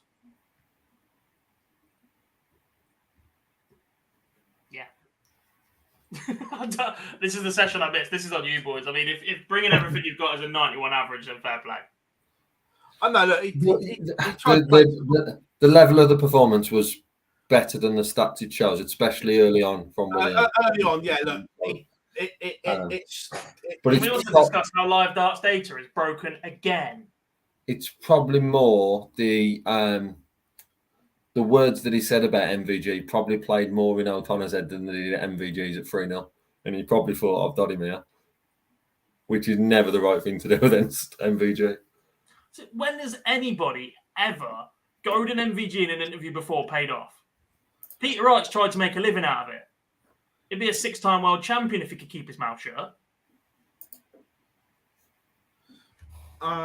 Again, I saw a lot of comments on social media, and Nels has just had there about MVG is in the process of having major surgery to his teeth and jaw. It's like a 2-year process, and this is just what we're seeing now. This is just the first part of it. It's a 2-year process for it to be fixed. That's why it is. Look, Keegan Brown again beating Gowan Price was a shock, but the 164 to win it was incredible. And this is parts of Keegan Brown that the levels that we saw a few years back, and at the moment we're only seeing a little bits of it. We're seeing him in spells. Yeah, if we can see that Damer then, we all know that Keegan Brown can be a top 32 player. If we can see what we saw before, without doubt, because he has got that down there. 100%. Right. We've got, first of all, do I piss Gob off or do I play the other one? Always piss Gob off. Should always be your first doubter. I think it's been everything I've hoped and more. Like I just said, I've really enjoyed my time. It has been honestly fantastic to get to, New York was a stand-up for me. I got to do some crazy stuff that I would probably have never done if it weren't for darts. So, yeah, I really want to be involved in everything next year again because, I've had that taste of it now. And you don't want to stop. You want to be involved in it all next year. I want to go back to New York next year and Poland and all these type of places. So it's up to me now to work hard and keep putting in performances like I did there to put my name in the mix and put the selectors, making me put me in these tournaments because, it's a different life and it's really enjoyable. But yeah, I think my goal is to be top 4 at the end of the season and, obviously get that Premier League pick done and I can flourish and enjoy it. But yeah, top 4 is my ultimate goal this year, for sure.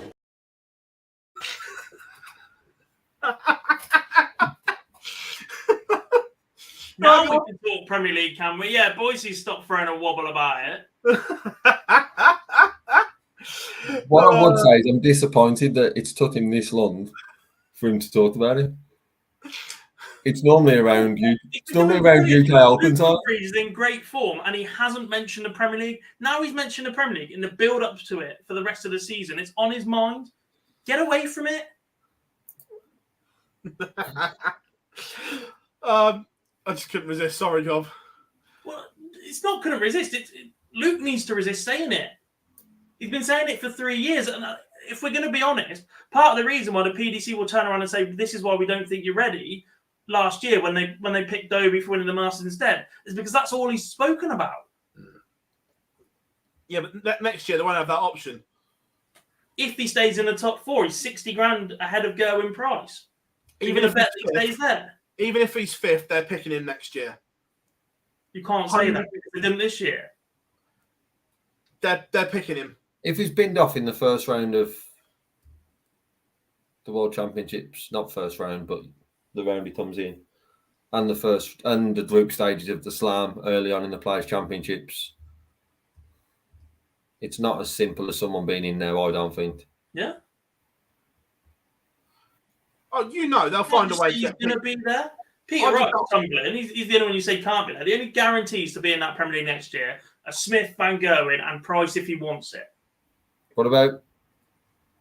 No chance. Oh, okay. More chance of United winning the league this year. Grow up. Right, I'm going to play 2 clips back to back because they're both around Minehead. And by the way, half of Peter's answer is funny, then he changes his tact. See the Carl Anderson shirt again, second year in a row. Yes, for the World Series. That's something that's really important to you. Yeah, you can't forget all these great players, and especially when we visit the countries where he's from, and he come over and trying to just get enough money to get a house for his family, and that's all he wanted to do, and he got that and got back, and poor man passed away. So, but as long as we can earn a little bit of money around Christmas time to help his kids and his family, that's what we try to do. The race for Minehead as well. You've left yourself some work to do with 9 Pro Tours to go. You're looking forward to that battle to get there? I don't care about Minehead. I hate the place, and it's the worst place to put. It's great for the fans and everything, but it's the worst place. Open up the train station, I'll get a train there. Try driving there. It's an absolute nightmare. Who put Minehead? It's a stupid place to play darts. Fair enough. Peter, wish you all the very best for tomorrow. Thank you very much as always. See you in Minehead, you guys. I'll make it, don't you worry. Listen, there's Gus there, and Michael's had it, Gezzy's had it. I'm looking now already forward to the Grand Prix. I'm going to give it my all this weekend, give it my all next week in Budapest. But yeah, priority for me is getting ready for and sharp for the Grand Prix. Going to see you on some Pro Tour soon, because not in Minehead, Jay. You've leaving yourself some work to do here. Yeah, I'm going to play the last 9. I was due to play the last lot, but I was still building flat pack furniture at 4 o'clock Sunday morning, so tipping up to Barnsley at 9 a.m. probably wouldn't have been the best prep, but now listen, I know Kirsty doesn't want me to qualify because it's her 30th that weekend, so part of her probably doesn't want me to get through, but I'll be there the last 9. It's fantastic practice, it keeps you sharp. Gezzy said it when he won in the last couple, they do make you sharp, and yeah, that's definitely after that. Everything's sorted now. House done, Australia's done, holiday's done. The rest of the year is darts for me, and getting back into it, and hopefully there's a lot more titles to come this year for me. First of all, fabulous that Peter Wright's done the Carl Anderson shirt again to raise money. I believe they raised about $2,500 last year.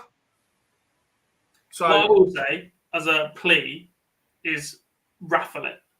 Don't auction it. Raffle it.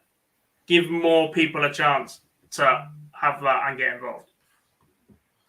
Yeah, but that's down to them. However, they both spoke about Minehead. Peter's obviously a fan, but promises as he will be there. What was Vincent talking about? Getting Blackpool then?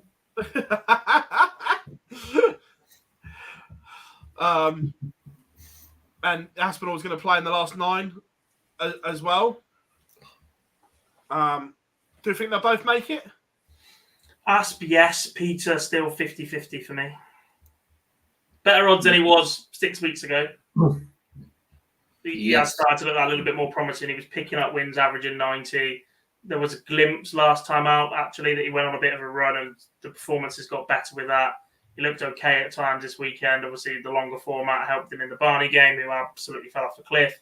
Asp, dead cert for me. He's just got this knack of going deep at the moment. Yeah, I agree with the Asp one. The Pit are right on probably more than 50-50. Just because his okay game is still very, very good. And I think that's sort of where he's getting to now, especially coming in. If he's going to play more, I think that will come. So I think he's more likely to, but still, they've still left self with unnecessary pressure. Peter more so than Nathan. Nathan, let's be honest, if he wasn't to be at Minehead, he still had a great year. Still then going into the World Championship. It'd just be great prep, wouldn't it, for that World Championship? Yeah. Paul, Peter's going to play in them all as well. But back to the World Series, what an incredible game between MVG and Luke Humphries. For me, just absolutely, both went at it. Yes, look, Luke missed 3 match starts, but didn't do it. Look, apart from that, he's done nothing wrong. Obviously, the 9 in there as well. And did we see these performances from MVG coming? More to the point, because let's be fair, it was a disappointment at the match play. Absolutely bombed at the Pro Tours, but wins his first tournament in Holland for 4 years. 4 days of fighting with Derwin Price can't be bad preparation. He said that helped, to be fair. At all. In one of his interviews, he said that helped massively. I know we talked about competitive darts over exhibitions, but your exhibition being against Derwin Price for 4 days, and let's be honest, there would have been that competitive edge. Both of them would have hated the fact it ended 2-2. Yeah. None of them would have wanted that to end that way. So from a preparation point of view, this has worked perfectly. There was moments of utter brilliance from him. Obviously, the 9, the finish against William O'Connor. But fortunate that he's run into still someone who's at that sort of Peter Wright stage of 5-6 years ago, Michael Smith stage of not that long ago, of getting very, very close. Because Luke Humphries I would have expected to done in that final as favourite if he beat MVG. Knowing that, especially after the performance Aspinall put into beat Wright in the end and the emotion he put into that. So there's still question marks about Luke, but they are getting closer and closer to getting over the line. And this was an opportunity missed for Humphries to pick up that title. But great to see Aspinall then went on to play, isn't it? Like that would be heartbreaking as well. Seeing actually that would have not a little bit, and Aspinall might not play the same. There's all those conversations we had, but when you look at a final that is as one-sided as that, at a level that is below what you've just produced for the semi-final, there will be that actually that was a chance. What I was surprised with, if I'm being honest, was the amount of emotion from the Asp in that semi-final. Knowing there's a final just round the corner, knowing that, to be honest, that win could have been more convincing, and it's probably more of a relief than it is anything else. But I was surprised to see that at that stage of a second semi-final going into a final. Yeah. It's got to be very, very emotional, but especially from someone who is experienced at winning events where you play multiple games on the same day. UK Open champion, for Christ's sake, where you have to battle through that final game. Van Gogh didn't look like he was out of energy or anything. He would have known that actually he's in for a battle all day if it goes that far. To burn that amount of energy in the celebration was a little bit surprising. Yeah. Well, we got clips from both of them. So let's play them. First of all, we'll do MVG. Of course, waiting is never a nice thing, but waiting with a nice win is always good. I'm doing something what I love to do. After my family, this is probably the most, of course, winning tournaments is always the most enjoyable thing for me after, of course, my family, but I love what I do. Playing in front of a crowd, performing, that's something I like. And from there on, I think there's more to come. Did a good place, didn't he? And obviously we saw the pictures of him with his Zoe and Mike on the stage with him was nice. Mm-hmm. It's always worrying for the rest of the field when he says there's more to come. Look, I guess the worry is that actually he had that dip and he'd never changed. He never changed his outlook. He never changed his approach. And now, whilst he isn't the all-conquering Van Gogh of 2016 or whatever it was when he's mopping up nearly every event on the circuit, he's still capable of just flicking a switch and going, yes, I'm the best. Right. I know they all say, when I play my best, I win. However, for some of them, that's a default set and they just say it. But with him, genuinely, if he go to that place, like that final day in Poland, you don't beat him. Yeah, there's 3 players for me who fall into a category of saying that and can do it. MVG, Pro Smith. Yeah. I agree, but I still think if they all anyone- played at their absolute A+ game, he still wins. Right now, and I think the reason is because of the history they've all got. They've all been chasing him for so long that it just means that little bit more to win a game of that magnitude, whereas it's almost just another day for him because he's been doing it so long. That record of 28 last leg decide as he won on the Euro Tour or something, never sweated once on any of them, did he? Just what he does. And the Aspinall one's interesting because he speaks about Michael, so we'll play that and then we'll come back to this. Yeah, coming into the weekend, I would have took a final. Bloody hell, I would have took a final. I've got to say a massive congratulations to Michael. I know how much it means to him winning in front of his own crowd, but I said to him on that stage, I don't know how he does it. He is phenomenal. I say he's the best, but I never compliment him that much. But he is some player, you know. The stamina that he has is phenomenal, and you know, I gave it my all today. Obviously, a great game against Keegan after the start. Battled so hard against Peter to get that win and got in the final. And you know, I'm going to be deadly honest with you. I thought, you know, I'm a fighter. I'll never give up. But I think it was one step too far. And you know, all I can say is full credit to Michael. He's just the best, isn't he? You know what I mean? When he's on it like that, he's the best. These 3 or 4 games in a day, no one can stop the guy when he's on form, and you prove why he's such a world champion.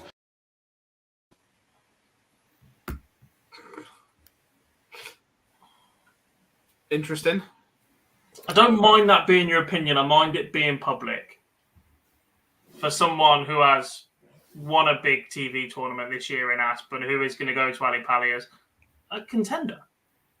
The fact he's in a final here, not playing his best, the fact he's won the match play, the fact he's not played Pro Tours but is still in the rankings where he is, the fact he was in the Premier League and is competitive every time he plays in there. Nathan Aspinall is a contender for the World Championships this year. Telling one of your big rivals that he's the best and that actually he's probably got you over a long session probably isn't the way to go about it. If that's your opinion, fine. I think it is majority of players on tour's opinion. Even the likes of Gary Anderson, who's done battle with him, and Peter Wright, who loves to have a crack and see what he can get out of Van Gogh, will turn around when it comes down to it at the end of Peter Wright's career. Go, yeah, actually, he was pretty good, wasn't he? Just don't say it publicly. Why you've got to go up against the man? Why not? Again, I'm playing devil's advocate then tonight. But you look at what William Moulton have done, and I know the different levels of player. But look at what a lot of players have done. Bring your A game. I'm going to throw everything at you. Hasn't worked, or very, very rarely worked. Why not just keep feeding his heat out? Walking in every day and doing, you are the best, you are the best, you are the best, and hope for complacency. People did that in 2016 and he mopped up everything. There was no people going up against him going, oh, I'm going to have him. Not where they believed it.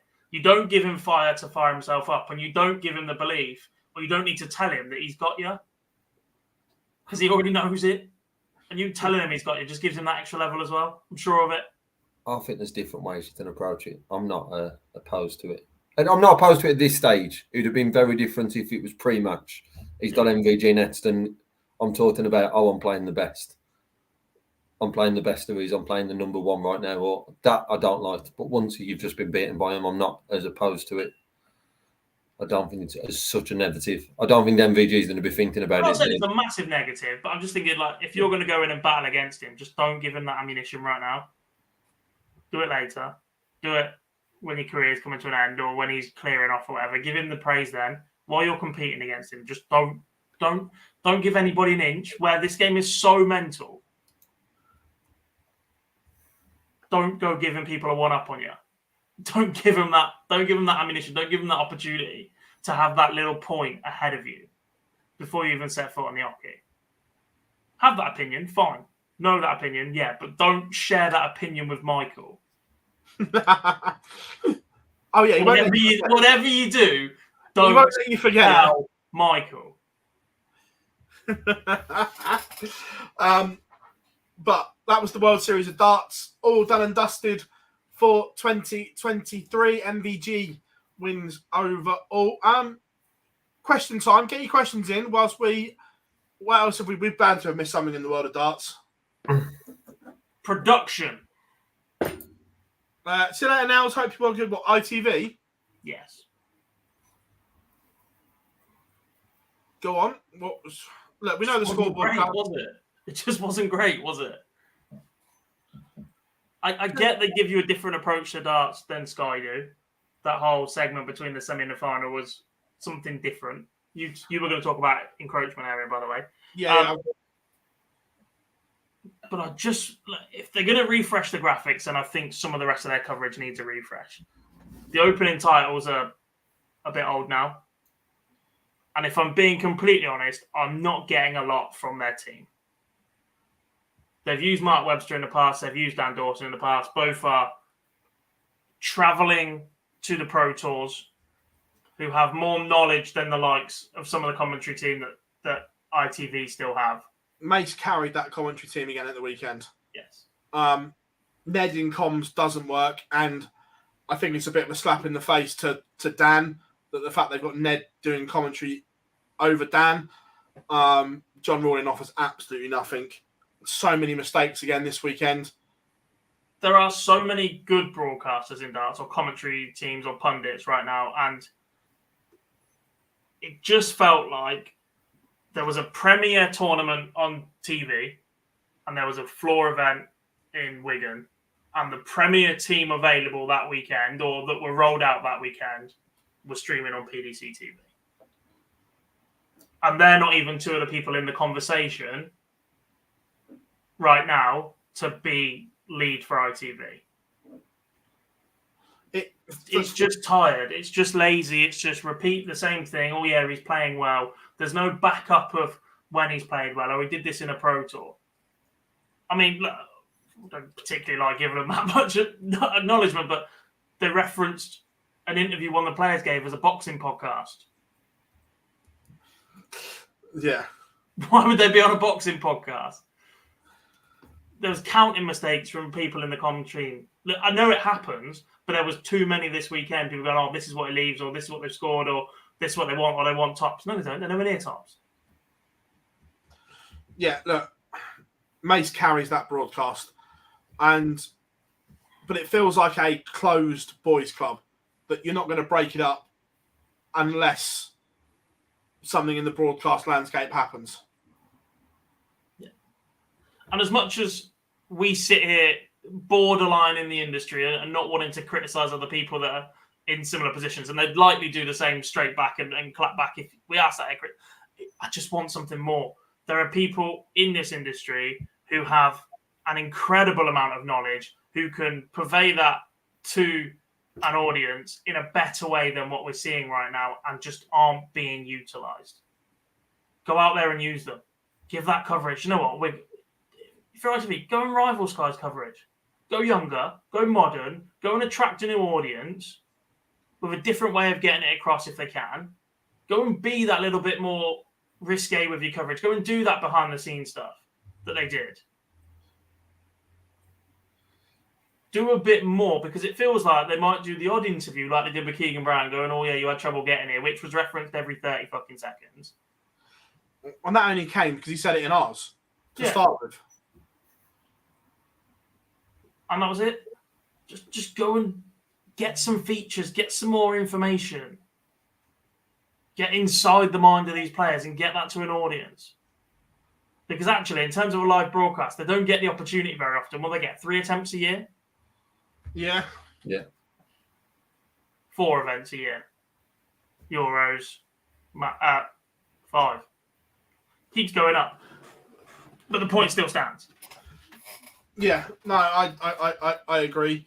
And just off of that, obviously there was some things about that Gary does it, MVG does it. They did the thing about the exclusion zone, about how your toes in the exclusion zone and X, Y, and Z. And talking to the referees, if they're just stood slightly over the line and it doesn't impact the other person's throw, they're not going to do anything.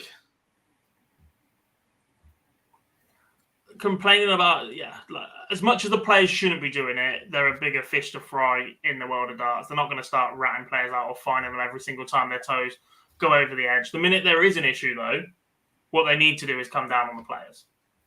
They can't just go, a player moaned about an interview. If you're aware that players are doing it, you're saying you're not going to do anything about it until a player complains. The minute a player does complain about it or it becomes an issue, they need to act. They can't just let it carry on.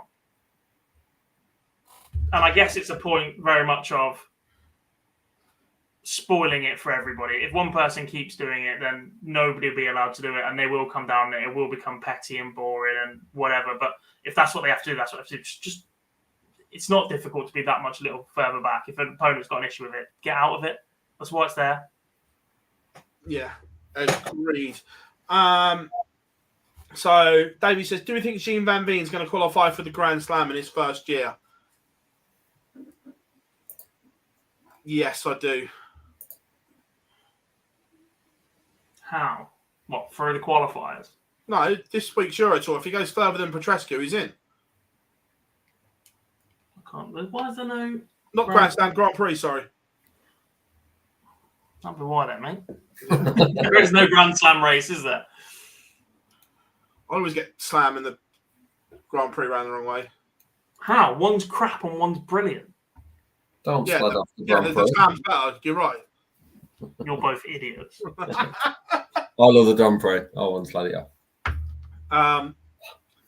Yeah, I think he gets in over Pikachu.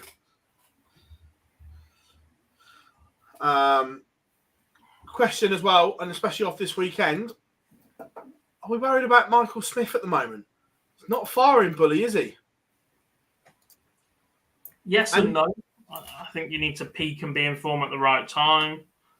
I'm a bit concerned he's not producing the very same level, but that being said, the mentality with Smith is different. And it was different last year. His approach before he won his majors for the first time was different. He seemed to be that much a little bit stronger in the last 18 months. And now he's got those titles. He's got that resilience.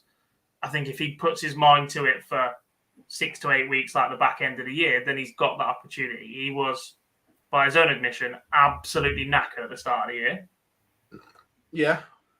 Because he was Premier League world champion with media commitments, exhibitions, whatever. And some of that's his choosing, some of that's not, or whatever. But ran himself into the ground at the start of the year, then made the change. I think if he's putting the hours in on the board away from it, but not necessarily going deep at the minute, I think he'll be absolutely fine. Oh no, he'll be fine. I'm not saying he won't be, but yeah, at the moment he's just a little bit rusty. Yeah. A little bit rusty. So are people asking about a Target launch? No, it's tomorrow evening. I am going. Yes. FTR stands for future. They've basically dropped some letters from it. It's in one of the promos. Why on earth they've done it that way is beyond me, but yeah. So yes, from the orbit in London. How much should we run a competition? How much will the new Elysians be? Because whilst they haven't been announced, there's normally a set every year at this kind of level. And there was conveniently a review of last year's Elysians on their social media in the last 24 hours. Tell me there's a new set coming about. Tell me there's a new set coming. There'll be new Elysians. 525. There were 500 last year, weren't they? I can't remember. That's what I with technology cost. You think Littler's darts bloody expensive in a minute? I'm going 600 this year. Oof. 550, middle of the road. To be fair though, I know they're expensive, but I do like the concept of the Elysian. They're It's not a dart to throw. This is a collector's thing, and and what goes into them, all the milling and whatever and stuff. I actually quite like the concept. And it's always something new in terms of a grip. And actually, they're almost art, aren't they?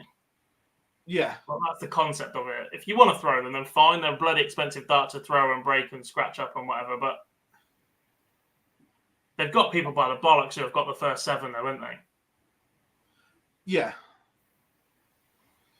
But yeah, I like it. But yeah, tomorrow night, that is. So looking forward to that. We will bring you as much as we can, which is good. So last couple, because we are in Fergie time. But great show tonight. Great to have Suits on. What an absolute diamond. Great to speak to him. And for once, we were actually planned. We had this one planned in advance. So I suppose we have to get thinking already. We're already a week behind now because Suits was known before we went on air last week, and we don't know who the week after is. So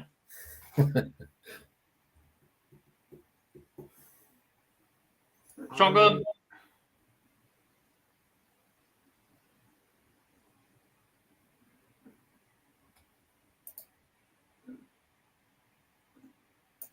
No.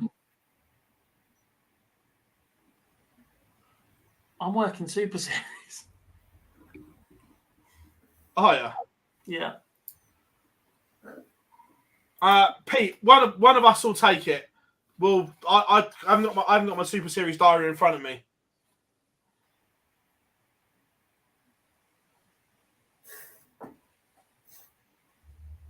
No, bugger. We'll work it Yeah. out. But yes, thank you for the offer. Thank you. Yeah, we'll sort it. But Johnny, everyone- the film must be over by now, mate. Come on. Prisoner of Azkaban is not 2.5 hours long. It's been entertaining, by the way. I've known exactly where he is in the storyline the entire. I've loved every single second of it. 3 turns should do it. Mind you, for anyone that's read the books, the ending to the Prisoner of Azkaban is horrific in the film. Nothing like what it is in the book.